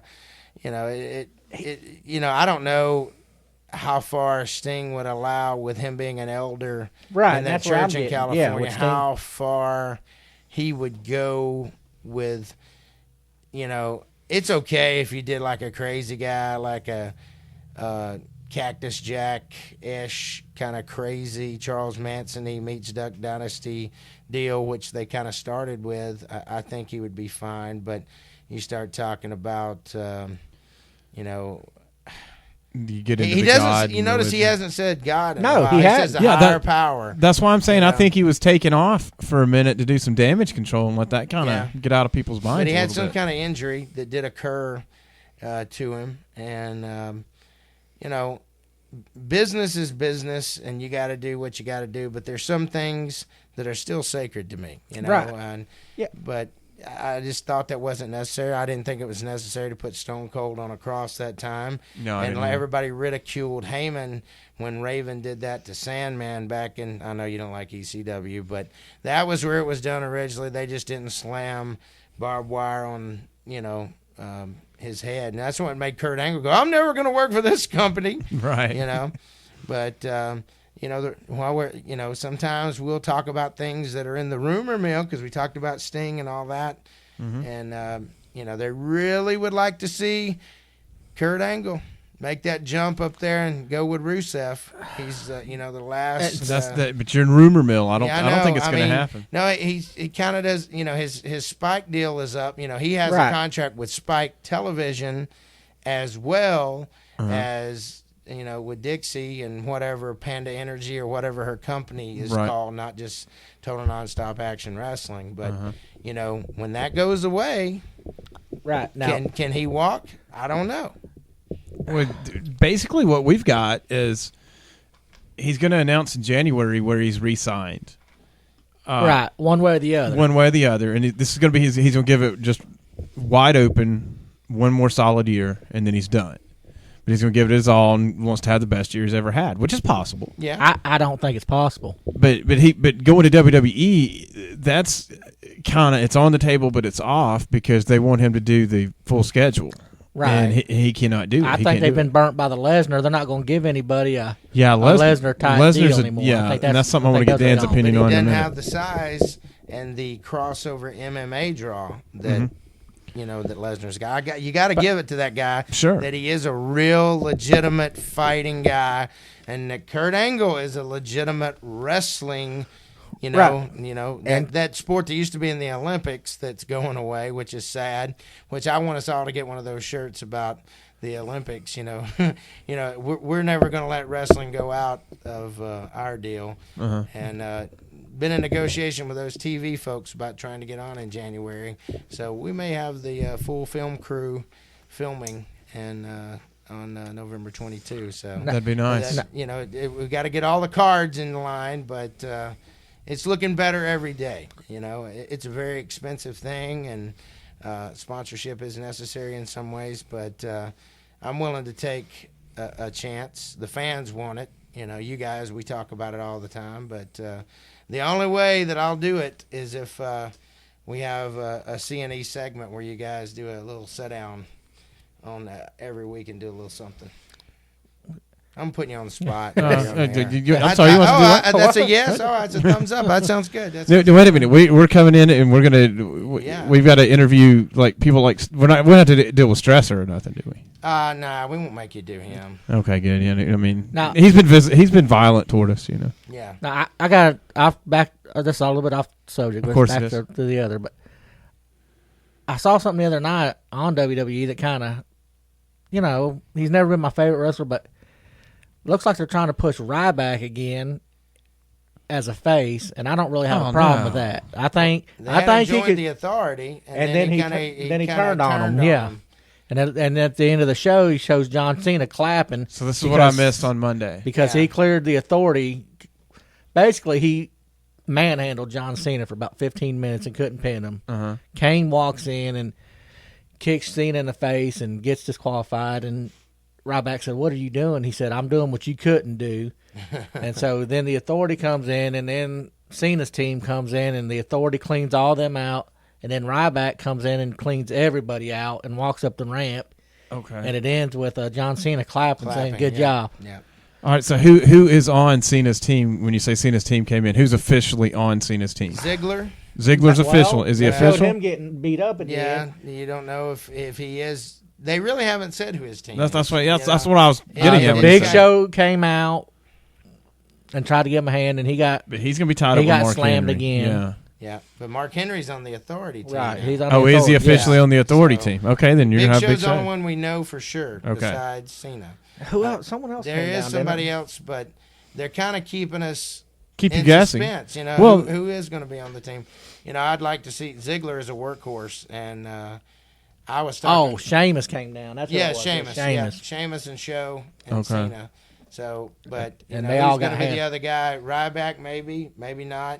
Is Ryback going to straddle the fence and try to be a lone wolf and kind of be like Stone Cold? I don't know. I think that's what worked for him in the beginning. He's got the size. I think he could be what you want. Mike's skills, no. No, but he can go in there and he can give you a 3-minute squash match and be done with it. Yeah, because he was. Go ahead. What I was going to say, but at the very end of the show, the big guy from Bray Wyatt's crew, what's his name? Harper. He throws Ziggler into Stephanie and Triple H's office. Triple H's office yeah. and said, "I'm a team player." So apparently he's going to take Ryback's place. Okay. Yeah. See, I think Ryback would be better left as a lone wolf. I really And do. I do too, Because but when they pulled the cover off, it ruined his character. When he went back then. heel, he went downhill quick. Very quick. And I think that he could be your. He could be a monster, but he needs monster. management. He needs management. The heck was that? Wedding ring on the glass desk. Oh, doggone! Take it off.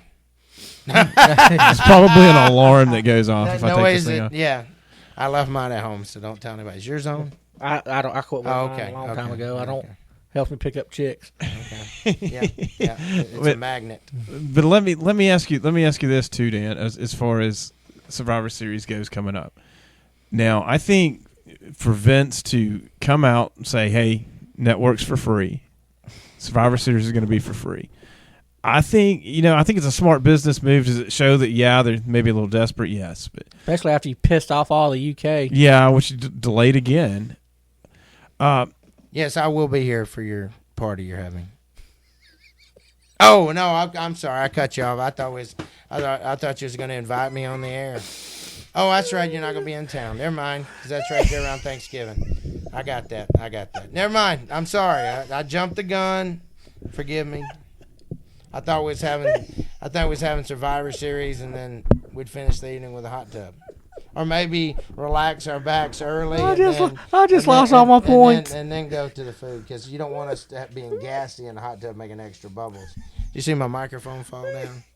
I'm about to see it turned off. Oh yeah. What? Hey, let me know if it sounds like a microphone cutting Yeah, off on it you. sounds like a microphone cutting out. Hey, don't. I'll lay pipe bombs around here like CM Punk. I think I just did. You did. Bang! You just won the night. Bang bang. That's like Alabama having that 24-0 lead a couple years ago, and next thing you know, they're losing the game. I mean, what am I going to do here? Yeah, I'm just ribbing you. But speaking of CM Punk, he's Speaking going to of be on Punk. Walking Dead again this Sunday night. Yeah, Talking Dead. Not walking, Talking Dead. Yeah, but he wants to be,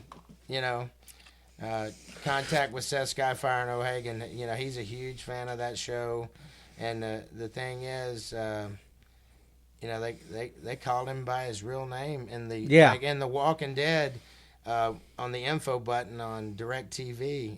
It called him Phil Brooks. Phil Brooks. Yeah, whatever.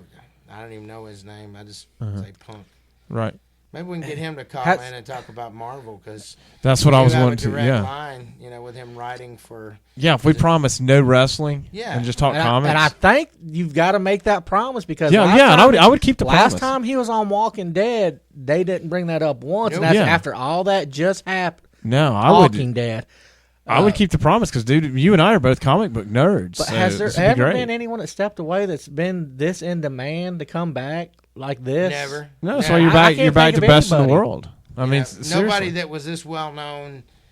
You know, people know him that don't keep up with wrestling. You know, because of his like of Rancid and different genres of music and his love of comic and art. And you know, he could go to Dragon Con and have a line as long as Bruce Campbell, you know, from Army of Darkness. Which, by the way, is getting a TV show too on Stars next year. Good. The Evil Dead. I like Bruce Campbell a lot. I mean, Briscoe County Jr., baby. Chuck Finley. Yeah, I mean, he's.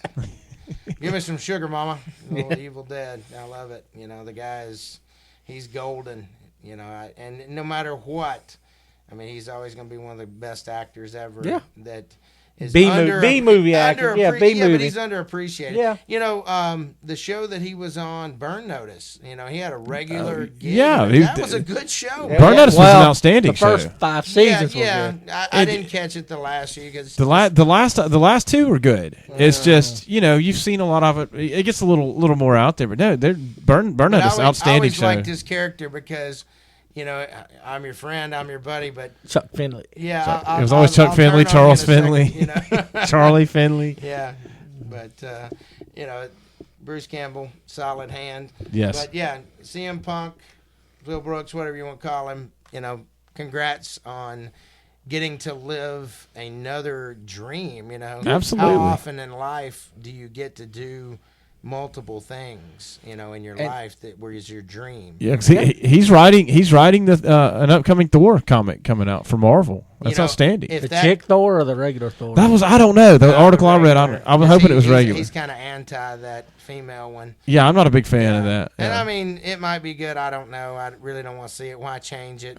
Why make Green Lantern alternate life? But that was the Earth 2. That was the Earth 2 I know, Green Lantern. New 52, whatever. But you know, it's my thing is this. The only way Punk's life could be complete, besides marrying AJ Lee, which he's already done, is if he got to be in Star Wars, because he loves Star Wars like we do. Really? Yes. Man. He always said, as a rib, that in Seth Skyfire, who's actually going to be getting married soon, he always ribbed that he was going to have a Star Wars wedding, and the best man would be Punk as Darth Vader. You know, he kept telling his fiance that we were going to do this big deal. I was like, well, I got a bunch of guys that want to be stormtroopers that just want to be, you know, ushers to bring people in. I'm a little short to be a stormtrooper. You're a little chubby to be a stormtrooper. Oh, don't be going to say. I'm Porkins. If you call us Gamorrean pig guards, we're going to stab you right here on the show. You know, I was not going to say that till you brought that up. Yeah, now that you could have went Java, you know, but. Too easy. Now the Gamorrean guards come. That works. You two could pass. Maybe. Wow. We could pass gas. Definitely. All right, let's transition just a hair into comic books. Now, Dan, I don't know where you're at. I love comics. I know that. I don't know where you're at in the new Marvel movies coming out. I know that I lose friendship points, but I will regain it when it comes out on DVD. Never saw Guardians of the Galaxy. I've not seen it either. Okay. Well, maybe we'll just epic. We'll have a wife, husband. We'll have a gathering and watch it because the reason I didn't want to see it is because of Dave Bautista. But I heard that he does a great job in the movie, and it's hard going from wrestling to movies. Agreed. See Hulk Hogan. Yeah, well, he sucks. But man, we almost made it. Yeah, but the thing is, when I was talking to the people on the originals and stuff, the person who helped me get the deal, I put wrestling on one resume, and I try not to talk about it too much. But that was what, you know, those guys that I don't even know a lot of them's name, but they wanted to talk about wrestling. You know, they were wrestling fans, right? But they're all like 25, 26. Uh-huh. And, you know, they're all Daniel Bryan fans, Bryant. But, you know, whether you call it or not, you know, everybody can't wait for that man to come back. I mean, heck, Stephanie McMahon's going, yes, yes, yes, as the authority to tick the people off. So in Chicago, no doubt. Well, no, in the UK she did. Oh, did she do it? Okay, I have not seen anything this week. Yeah, after Ryback did the spine buster on scene. Wow.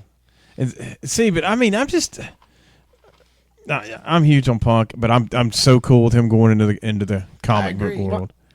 And you know, usually, and we've talked about this before, a lot of wrestlers stick around way too long. Yes. Yeah. And this is a guy that He's made leaving you his wanting money. more. Yeah. And he said that he hasn't spent his money. Yeah. Go live your life, brother. Yeah, and he's got investments going on out there, and I'm relatively sure Marvel pays well. Yeah, they do. So I mean, come on. But he originally pitched to Dark Horse just to get some attention, and I don't know if they went with what he went with or whatever. But now he's not just Phil Brooks sending something. He's like, oh. That's the guy who was CM Punk. There is life after wrestling. That's long story. We could cut. We can cut to the chase. Reader Digest version. There is life after wrestling. To be successful, you have to be creative. Yes, you do. And that's that transitions well. But the reason he became so popular and stuff is because he went against the grain and just said, "Hey, just give me the mic and let's see what I can do." Yep. And, I know some guys sometimes in the independent scene say, oh, I think I can do that. No, you can't, because that guy is so clever. He's cynical as all get out and sarcastic, but funny. But it's like the Bob Newhart dryness. And a lot of times people don't get that humor. Bob Newhart kills me. Yeah, exactly. Or Dick Cavett. Right. That's deep, pulling out that name. But that sarcasm, that dryness. Your dad. My dad. Yes, the Colonel. Yeah, my dad definitely. Yeah. I guess that's why I appreciate the humor so much, because it's definitely my dad. Yeah, I think your dad thought I was ribbing him. I was like, it's a pleasure to finally meet you. I've heard about you too. Yeah, that's him. He was ribbing you is what he was. That was the rib. I was like, you can't believe everything you hear. He goes, oh, I've heard it with my own ears. I don't know. Yeah, that's him. He's talking about the show or not. That's him ribbing you. He listens. He listens on occasion. He don't really care. I wouldn't bet money. I wouldn't bet on it. I wouldn't bet money. That long trip to Colorado, they had some time to talk, and he still can't believe that somebody hasn't jerked us out of the studio and pelted us yet with paint guns or something. Yeah, I was telling him about a wrestling angle I came up with a while back, and I can't go into it on the air. Right. Don't give away what we can sell. Yeah, right, but he tells me, because sometimes I try to bounce stuff off of my dad, because he's like anti-wrestling. Yeah. So I know if it gets under his skin, it works. Because he's usually prepared for whatever nonsense I'm going to throw out. Exactly. Well, I was telling him about one particular gimmick. And you guys know what I'm talking about. Mm-hmm. But he looks at me. Are you sure you want to do that to that poor guy? Because people are going to be mad. Oh, yeah. He's like, there's people that are liable to attack him leaving the building. That's the whole point. Yeah. That is the whole point. Yeah, Harley Race said, you're not over. And Freddie Vlasic said, you're not over unless they burn your car. Yeah. He goes, how many cars I've lost to this business? I mean, the thing is, when he was talking about, Wildcat was talking about the Harley Race, to this day, even with artificial hips, he is still one of the most respected, grizzled, tough minds in wrestling, but he could really go outside the ring. And, there's not a whole lot of that going on anymore. I try to teach my guys how to protect themselves in the business. Somebody try to take liberties with you. And, off the air, we were talking about this and that. And I was talking to Stuart about, you don't know when someone is taking liberties or just giving you your comeuppance and just kind of breaking you into the business. So you just sit there and shut up and take it, and Wendell must have been one of them guys, because he talked about Puerto Rico a lot, and that's a shoot. I mean, legit that he went there and wrestled, because he was this jacked up American with long hair, and he could be a face or a heel, so hope we didn't smarten anybody up too much tonight with our interview with the Wildcat one, but no, I don't think we did. Some people would have called it, before we got there, but no. Oh, hello. Speaking of calling that, in the chat room we have as we roll over into Global Championship Wrestling, we have ready to call in here in a minute the Wicked Nemesis. Oh boy. So I'm sure he's going to want to address yes. a lot of what's going on the 22nd. But man, let's just jump off into it. Let's run down this card real quick. Yeah, what do we got? Who can we expect to see, even if you don't have the matches? A big match that has been waiting. It has been 6 months in the building up to The middleweight championship is on the line. We know that Mike Cruz, the human highlight reel, is the current reigning and defending champion. He's going to be challenged by Spiral, which is one of the fan favorites. But that match alone could be a headliner anywhere on any pay-per-view on any level. I'm telling you, these guys can really go. They can fly. They do Ring of Honor style, if you want to call it that. But, these two guys are going to be flying all over the place. And, it's good we got barricades up to protect the innocent fans out on the outside. But I got to say this, because I had someone shoot me an email. The Sci-Fi Show did show, finally. It was episode 10, Sci-Fi Channel. It's called Nightmare in Jasper. Happens to be the one with Robert Englund, so it's got a lot of popularity because Robert Englund, a.k.a. Freddy Krueger, was on the show at the end. But O'Hagan and myself, Bull Stresser, Dylan Cook, Antonio Garza, Wild Thing Will Owens, Scotty Blaze. There was a lot of great action on that show. Francisco Chiazzo, part of the foundation of pro wrestling. What's funny is after they show some of the action, you can hear when the guy is like acting like he wants to get back into wrestling. You can hear Commissioner Eddie Lane, announcer, the voice of GCW Beyond Ringside. We could go on all day with his monikers, but Magic City Motor Mouth. Yeah, you can hear him saying the foundation of pro wrestling. It's like he's watching GCW on the tube. So, Fast Eddie got some great TV time. Looked professional, standing in front of that blue curtain, wearing his suit, looking sharp. So no Han Solo vest. No, he had on the full, suit, and he looked sharp. And I'm not saying that because we're on his network, and I hadn't seen him in 2 or 3 months. Now I've heard the term smug thrown around loosely lately. Now, if we want to talk about smug. Smug has to be Fast Eddie Lane. No, he's not smug. He's a professional, and people are jealous of his skill and bringing people to the ring. There is no more of a professional announcer in the independent wrestling world. He could work for any company, and I think that it's a blessing to have Eddie as a part of the family of GCW and to open up podcasts for us to do this on Thursday night, Wednesday night with To Be Determined with Wicked, and there's in the Saturday Showcase. Let's not forget that. How much has he paid you for this? Yeah, do you owe him a favor or something? He gave me some peanut brittle and RC Cola, and he's going to pay that up on January 22 with some chocolate pudding, a green lollipop like the guy in Walking Dead the other night, and that was freaky, by the way. Yeah, that guy was a weirdo. But yeah, back to the Southern Legends Fan Fest. It's the fifth annual, and yes, the living legend, Bullet Bob Armstrong, will be in action. Steve Armstrong, his son, third generation. Stevie Armstrong started training with me last year. His first time to wrestle in a ring.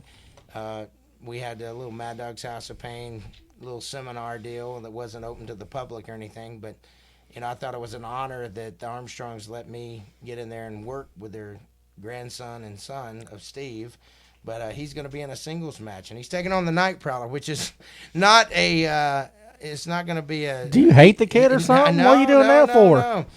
His dad said, "I want you to put him with somebody who is going to give him a hard match. Don't want some."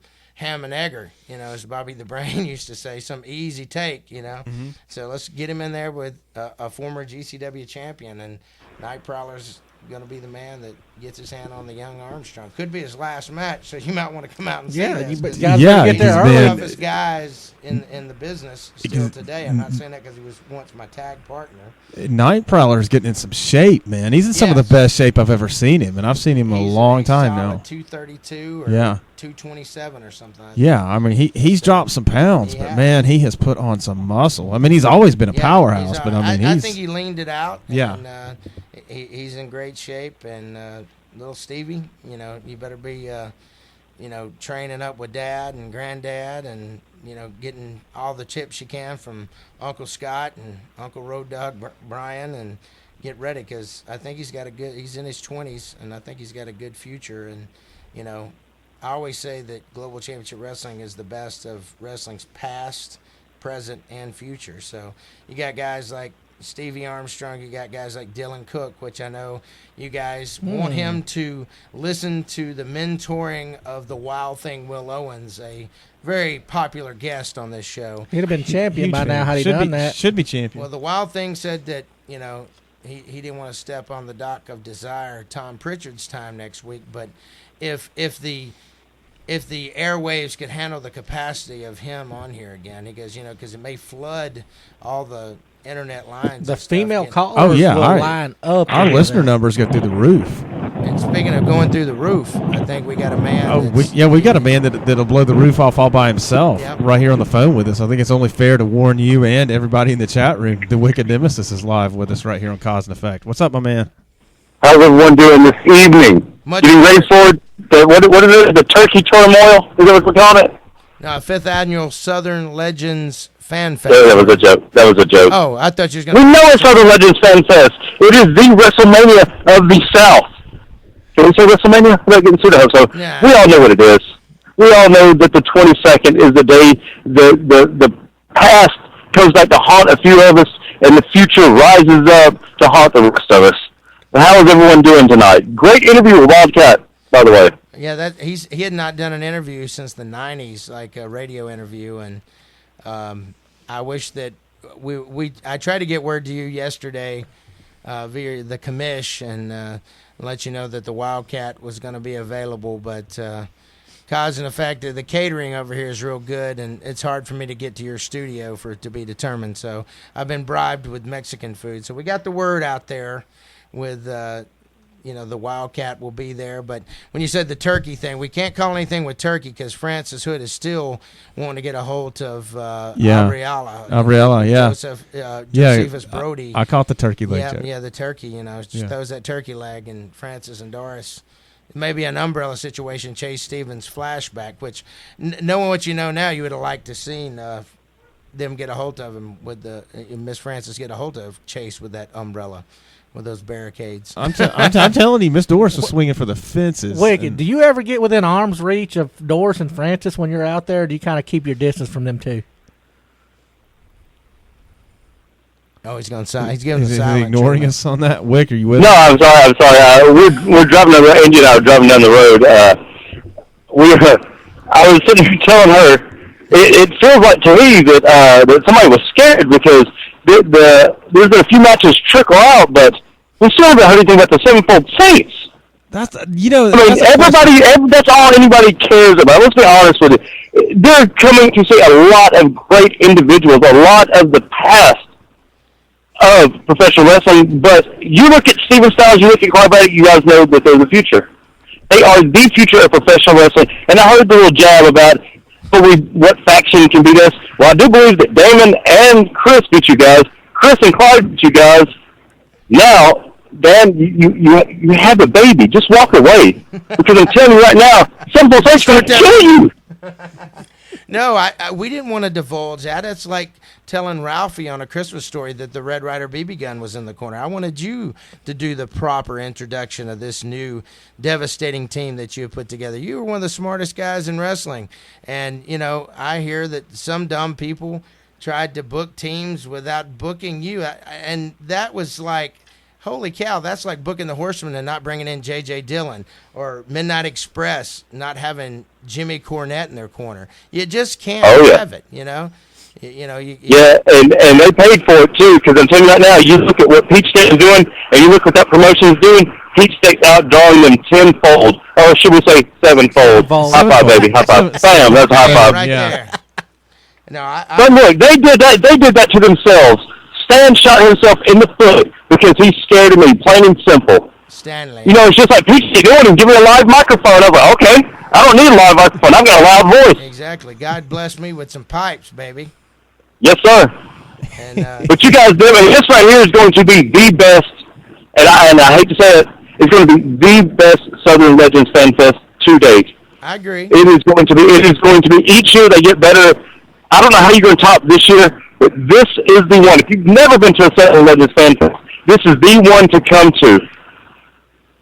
I agree, sir, and thank you so much for taking time out of y'all's schedule. I know GCW is your home place, and thank you. I know we're going a week early because of the Alabama-Auburn game, but November 22nd, neither one of them, Auburn or Alabama, one of them plays Sanford and the other one throws a throwaway team. But both those games, they're not on TV, so come on down to the Pell City Civic Center.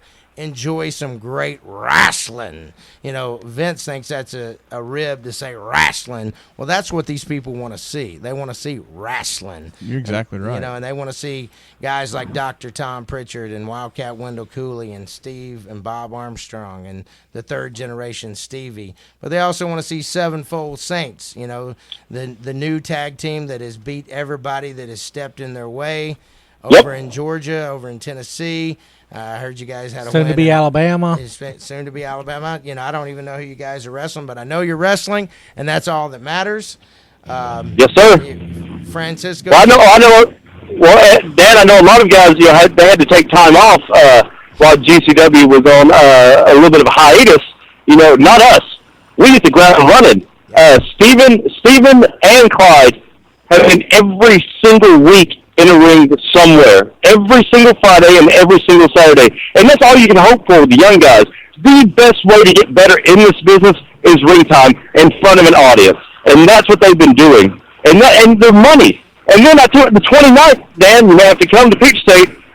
One of your old children, Doom Trevor Eon, tagging with Shane Marks. So we're going to have our hands full back to back. Whoever you put in the ring 22nd, they are in trouble. And the 29th, it's going to be even worse. We like Trevor. We like some of the guys in the GCW roster, but it's nothing personal. It's just business. I agree. And, even like Micah Taylor one time said something that was very profound. If he had to wrestle his best friend in the state championship, and, he had to wrestle his own buddy, but he said, between the whistle, you put all your friendship, your agreements, your disagreements aside, and may the best man win. And I think that's I tip my do-rag to you, not my hat, but I tip my do-rag to you for you keeping your guys busy and keeping them booked. But I got to give props to the young man, Dylan Cook. He got booked on some shows in Florida and did another show in Alabama. And he's got it figured out. He's 20 years old, but he's been working since he was 19. Did Will get those bookings for him? No, he actually wrestled the Wild Thing on a show, and no one has told me who won the match. So I'm assuming Wild Thing won. I can tell you right now. That would be a good assumption. Because he would have called me and said, "Hey, I beat Wild Thing." Yeah. But there's all that going on. You got Dylan Cook going to be in the building. Wild Thing's going to be in the building. Scotty Blaze is going to take on Michael Steele, the big guy that we saw. Oh, Michael. Michael Steele's coming back. Yeah. Here we go. Hell yeah. Yes, I like that guy. That guy, look, when you look at him, you're like, man, there's nothing you can be other than a wrestler. Yep. Yeah. He's a huge guy, and he can move for a big guy. But a new person to the card, he tag teams with Francisco Chiazzo. And Simon Says, making his debut. That guy is good. He is money. Let me tell you something.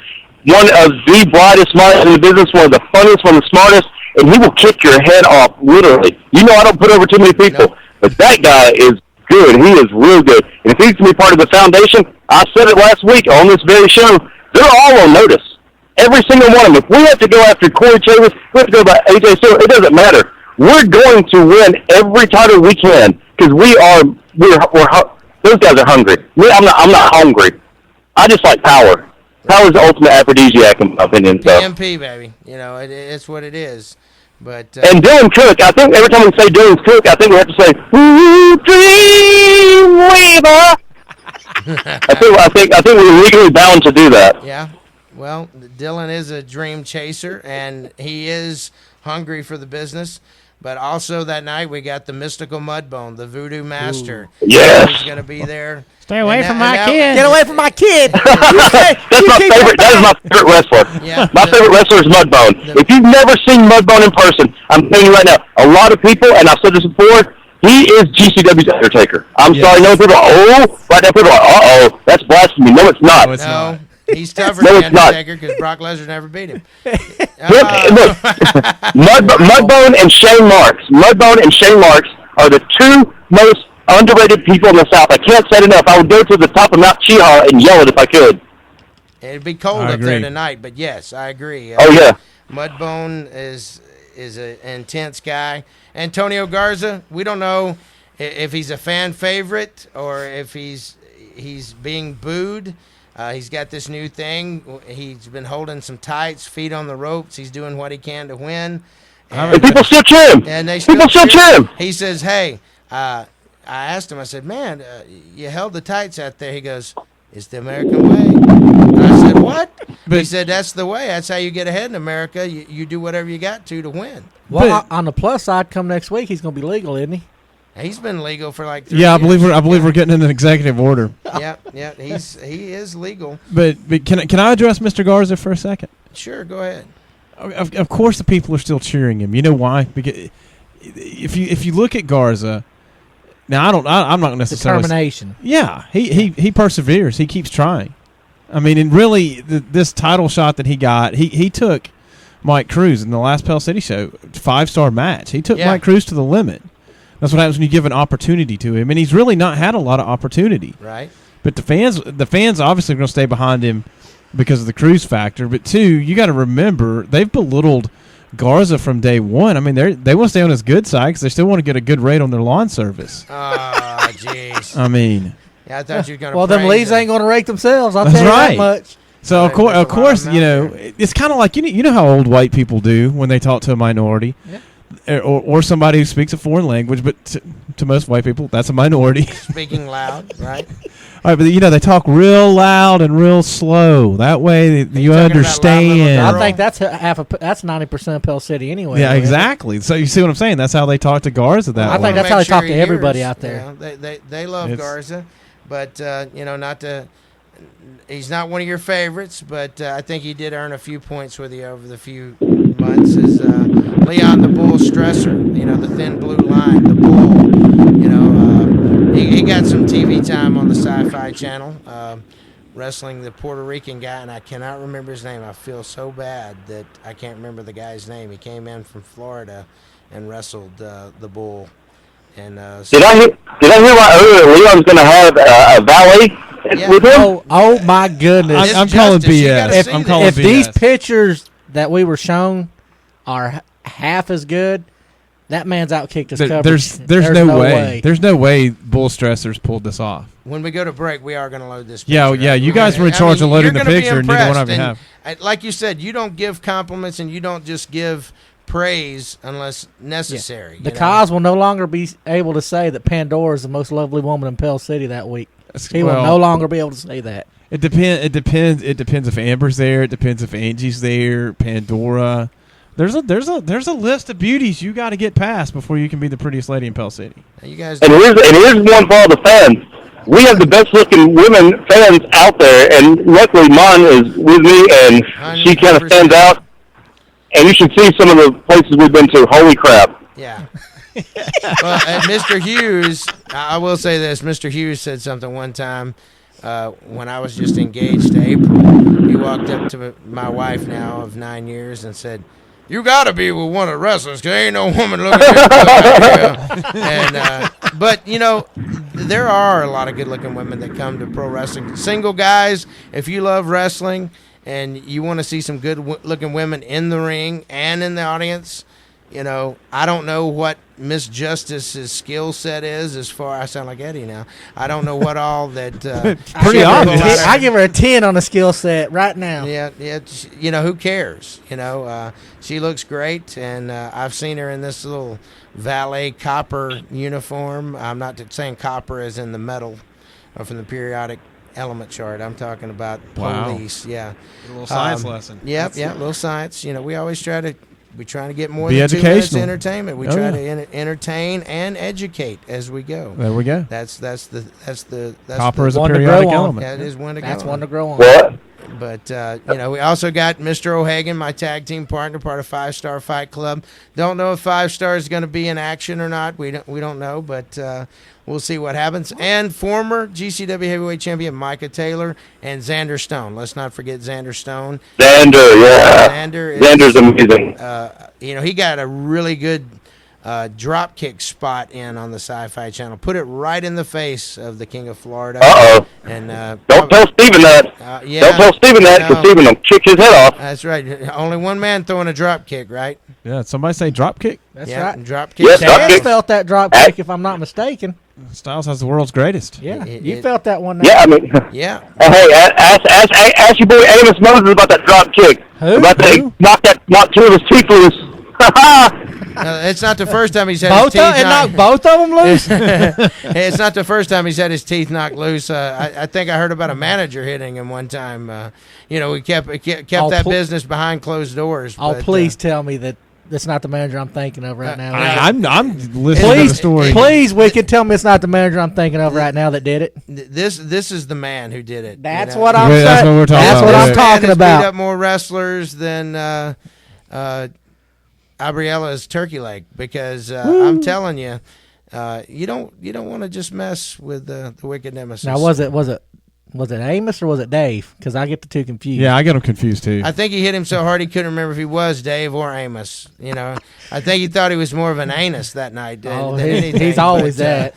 He's always been that. He knocked a man's overalls down. So it is not a pretty sight. Now you can say when you hit a man so hard that his overalls drop.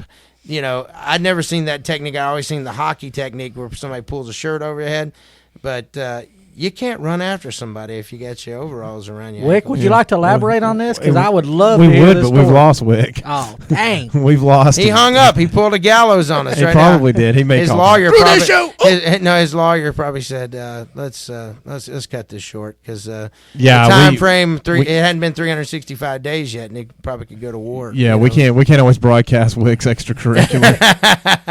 But thank you for joining us. Manager of Champions, Enoch Sarion, Wicked Nemesis. Thank you for being with us and priming up the Sevenfold Saints. He wants some of the 5 Star Fight Club. He does. I'm looking forward to seeing Braddock and Styles. He all but said that you guys were afraid last week. We're not afraid of anything except losing our mind, which I did that a long time ago. So of all the things I've lost in my life, my mind is the one I miss the most. Now, Hot Ice just chimed in over in the chat, and I'm glad Wick's off the phone now. Hot Ice is trying to tell us in the chat that he thinks that Xander Stone has a better drop kick than Styles. There's no way. No man, way. You can't say you have the best drop kick in the world if it's not true. That's right. False advertising. Exactly. Well, I got to say Dylan Cook throws a good one too. I'm not saying it's decent. better. It's I'm not saying it's better than if Dylan Cook Sensation Steve Styles. It's hamburger compared to steak. Right. If Dylan Cook wants to say I throw a pretty good drop kick, he can say that. He But can can't say say I throw the best. Only one person can say I've that. never He throws seen the him best. finish anybody with a drop kick, and I've seen Steve Styles do that. I was going to say Styles has got a track record of turning lights out. Will with we that be drop seeing kick. a champion on the 22nd, by the way? Yeah. AJ Steele. What's the word? Where's our champion? He says that he has defended the GCW title somewhere on the road, and whether he did or he didn't, he's always been a man of his word. And so I wouldn't call him. I don't know. I'm not going to call him a liar. I don't know what the word is. With the booking committee and AJ Steele, but he said he would not be there for Fan Fest. He says unless the tickets went up because he wanted a piece of the gate. He's trying to pull a Terry. I don't blame him. The fans come to see you have him. the champ. Yeah, when you're the champ and have the belt, you can write your own ticket. Isn't that the golden rule? Well, he who has the gold rules. That's right. From what I understand, Micah Taylor is having to wrestle someone for a number one contendership. It's about to see time. Who will wrestle AJ Steele on December 27th for Seasons Beatings. It's about time. And who is Micah wrestling? Do you know yet? There is a. It's up in the air with the way the way it's stacked right now. It could be Mudbone, who's a former GCW champion, or it could be Antonio Garza. Both of those. Both of those are main event matches anywhere, anytime, any place. Have you talked to Micah since he's lost his belt? Is he doing? it has been Is he doing tough, all right? you know. I 'Cause think he's he back was to sacking groceries at the Publix now. No, he's doing his training and doing all this fitness stuff. But he says you're going to see a tip-top shape Mike Tyson. Not that he's ever been. He's dropped 10 pounds that I know of. Yeah. He dropped that a couple months ago, didn't he? Walked right into that one. Well, maybe we can get him on the air after we got so much booked next week that it has to make you guys feel good. And I know that I was gone taking care of personal stuff and doing different things for the last few months, but GCW still will be running very strongly. So those rumors, the rumors are not true. Rumors are rumors. Right. The truth is, you didn't lose a retirement match, no, right? there is no retirement match. Okay. My shoulder's not out of place. You got a point. You know, you got a point. I haven't been laying in the tanning bed, sleeping in it all night long, and trying to get the butt looking like a raisin. We don't need to know this, dude. dude. No, I'm just saying there's certain guys out there that's 70 that, you know, Papa, you know, I know somebody's going to say, well, Bullet Bob Armstrong is 74 years old. But let me tell you, that guy can still rep 315 pounds on the bench press. And do commercials for Rascal Scooters at the same time. That Unbelievable. Is impressive. We finally reached a point where Bob Armstrong is really a unique talent now. That is impressive. Well, he can still do the little shake a leg dance and bad to the bone. And I think that's Parkinson's. I don't think he's doing his leg shake. Yeah, that's why he's got to look it's into the rascal. Parkinson's. Yeah. Oh my gosh! Is he going to ride the rascal just up to the curtain, or is he going to come all the way down the rampway? I've never seen him on a rascal, so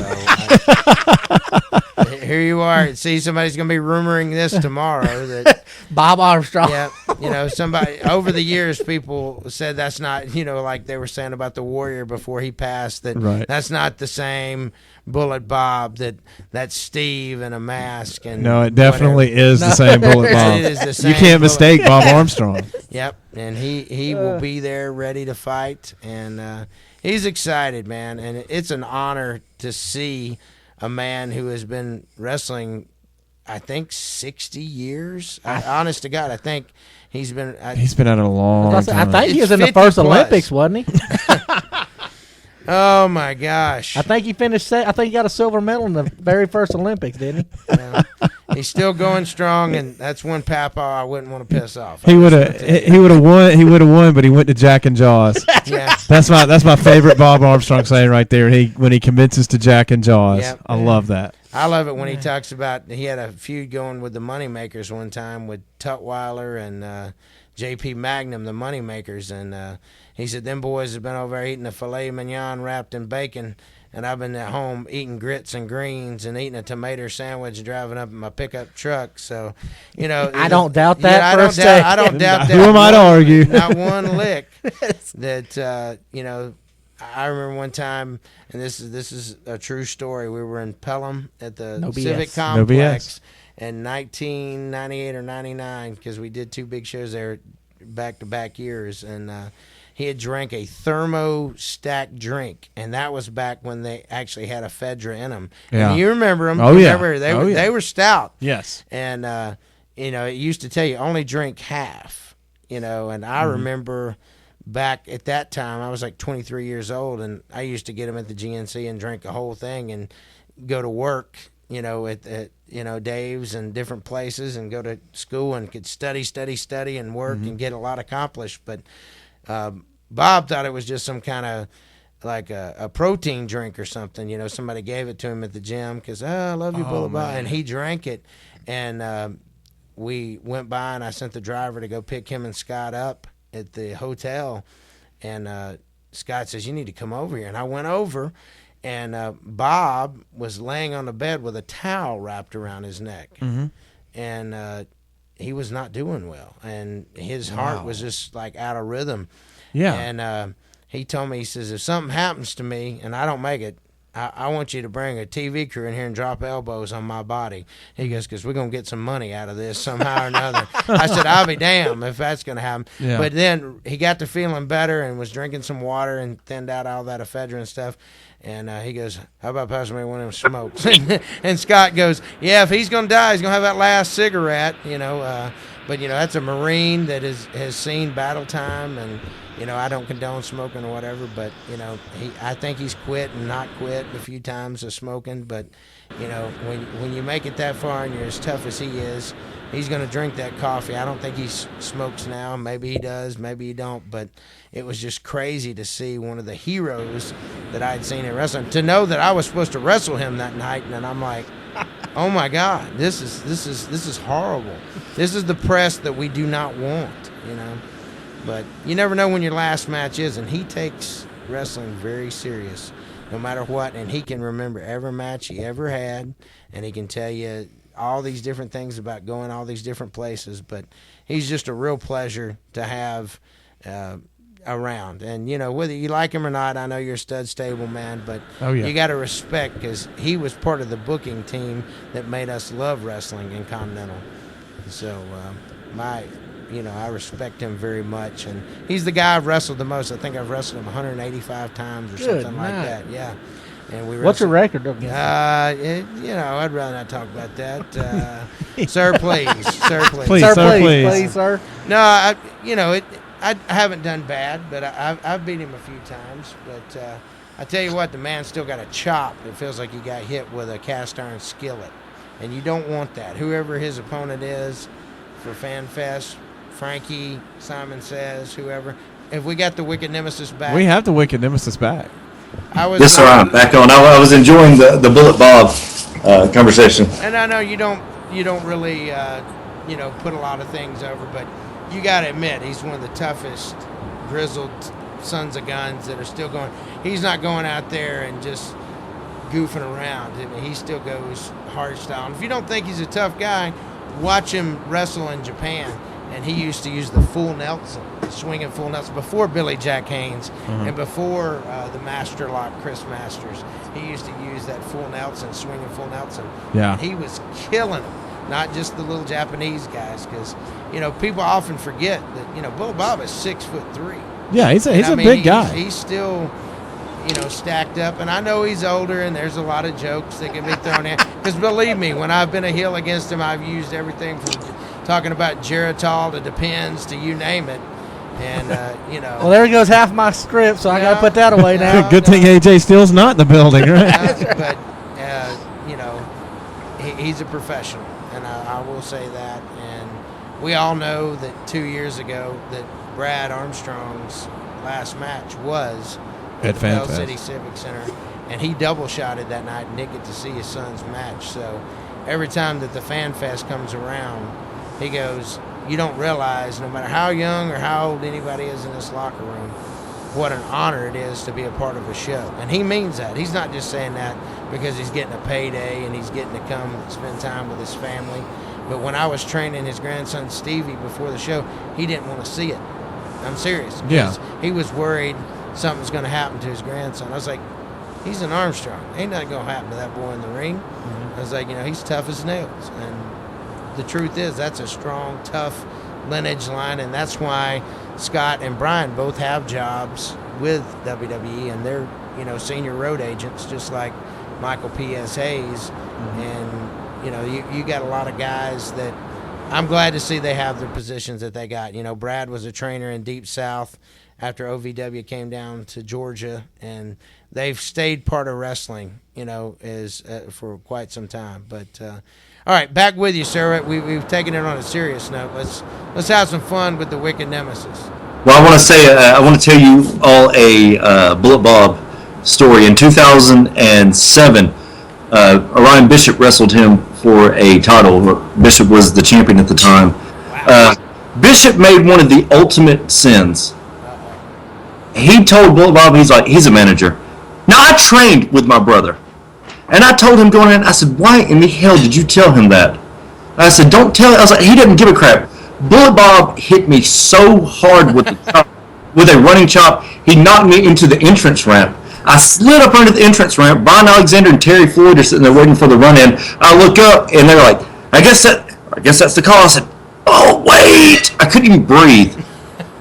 Okay. Sorry I'm laughing, but I've been hit with that chop. I told him it's like a cast iron skillet. It is. Right there in the chest, and it takes your breath. And it's like making out with your girlfriend back when you were in high school. You got like a big hickey on your chest, right there for several days. So the Armstrongs have made a mark in this business more ways than one. It goes to show that Bullet Bob, at his age, still able to get around, still wrestling everywhere. I think that a lot of the younger talent, the greenhorns, if you will, could definitely take notice and take something from him, because Bullet Bob, you all know, Bullet Bob comes down, he sets his stuff down, and a few of us always gather around him because he's always telling stories. He always has the funniest stories. And if you want to know something, he will tell you. He will tell you if you suck or not. But something that broke on Beyond Ringside whenever we were at PJ Wrestling Alliance, when we did the special live event there, Larry Goodman's going to be in the house. Now, a lot of people are like, who? If you go on any quote-unquote dirt sheet, he is the guy that everybody rips off when it comes to talk about Southeastern wrestling. That man can make or break your career. So he will be there at the 22nd at Southern Legends Fan Fest. Okay, and that guy doesn't get out to too many independent shows anymore because WWE always wants him to be here. TNA always wants him to be there. But for Larry Goodman to step up, that speaks volumes to anybody that is in this business that knows their stuff.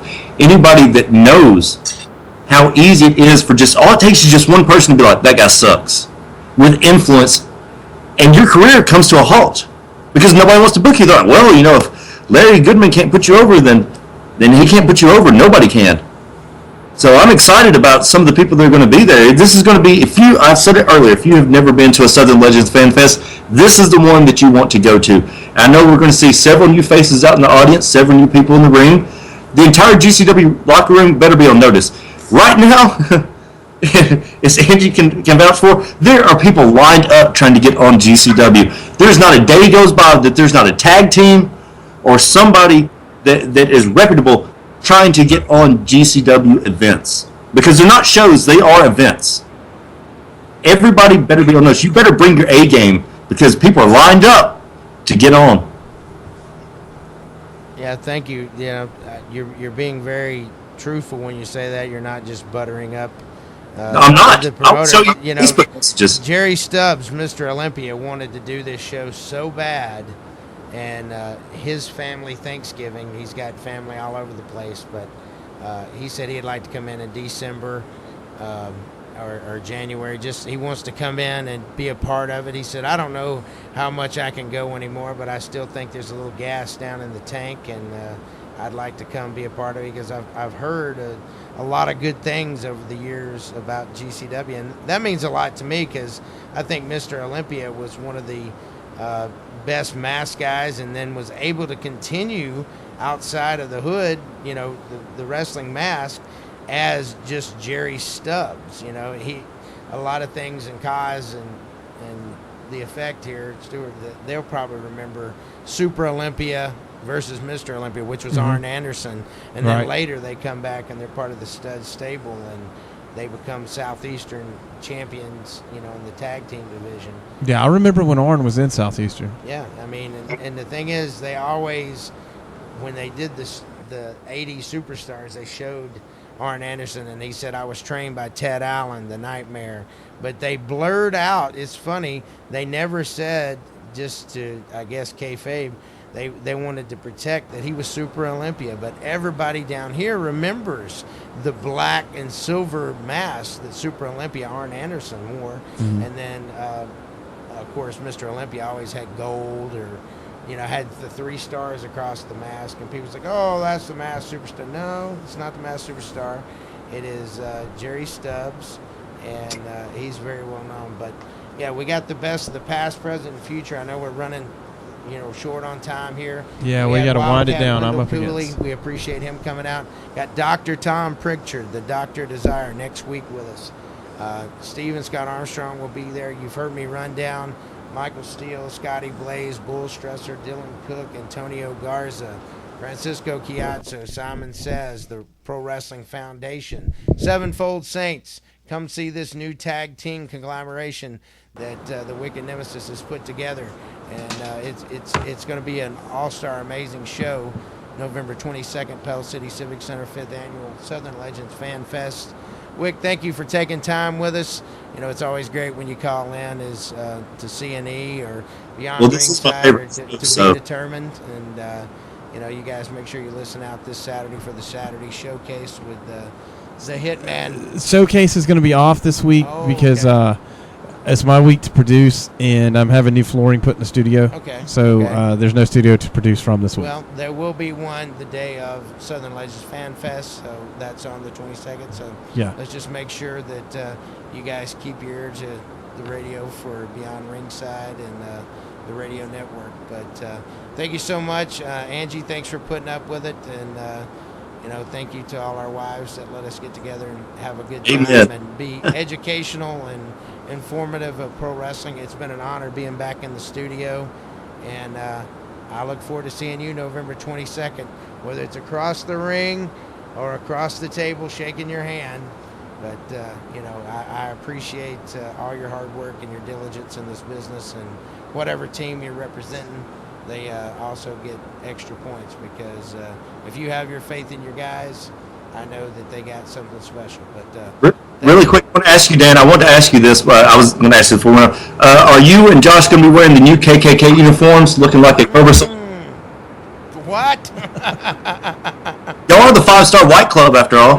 No, it's Fight. F-I. Oh, that spray tan doesn't faze us. We know. All right. Well, you know, it's, you know, I could do so many Fletch jokes right now. Oh, brother, where art thou?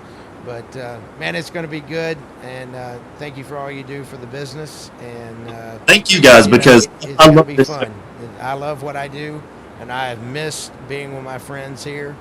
And I know we don't always see eye to eye on who's best in wrestling and what's best in wrestling, but as Jim Ross once said, as long as there's a butt every 18 inches in a seat or standing up, that's you know, I hear that Peanut is going to make his return. He's healthy, and big props out to Remy. And Hot Ice made Sci-Fi channel.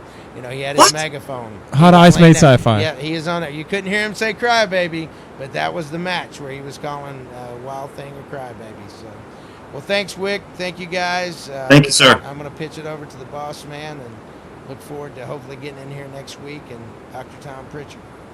All right, Wick, tell everybody how to find you real fast. At Wicked Nemesis on Twitter, Enoch Tessarian on Facebook. Go out and give the Merchants of Death. The Unlucky Charms still have a Facebook fan page. Of course, the To Be Determined Show. Let me rewind that. The To Be Determined Show has a Facebook fan page. We were joined last night by Caesar Black and Jacoby Boykins. Jacoby, another big guy, and I'm telling you, Dan, you're about to start hearing more about him. So you might want to get on that bandwagon to get him.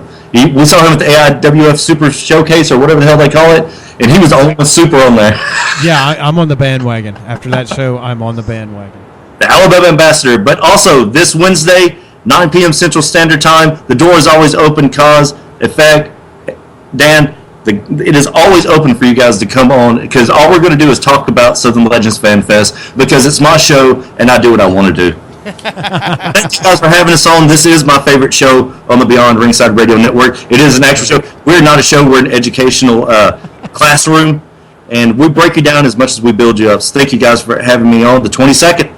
Thank you, man. Southern Legends Fan Fest. One last thing. Steve Byer from Pro Wrestling Illustrated is actually going to be at the Fan Fest. I couldn't remember his name, so I had to go and read the email. Steve Byer. He is a PWI photog, and he will be at the show taking pictures. So guys, get your gear in shape, and let's have a good time, and let's make some history on November 22nd. See, you building it up. See, man, everybody break up with their A game. Yeah, bring it on, man. Bring it on. I'm looking forward to it. I'm ready. All right, well, gentlemen, is that it? Dan, anything you want to throw out real quick? Just make your plans to be there November 22nd. You know, there is no confusion. We're not going out of business. Business is about to pick up. And that's what we're going to say. Let me borrow a little JR, except I don't have any barbecue sauce. He is channeling JR. Well, folks, for the Wicked Nemesis, thank you to Wendell Cooley real quick. And for Wendell Cooley, thanks for being here. For Wick, For Mad Dog Dan Sawyer, for the Effect Stuart Couch, I'm the Cosz. We'll catch you guys next week, 7 p.m. Central, right here on the Beyond Ringside Radio Network as Cosz and Effect present the Thursday Night Throwdown. Thanks a lot in the chat. Larry, Hot Ice, Remy. Guys, we'll talk to you later. We're out, gentlemen. Thanks again.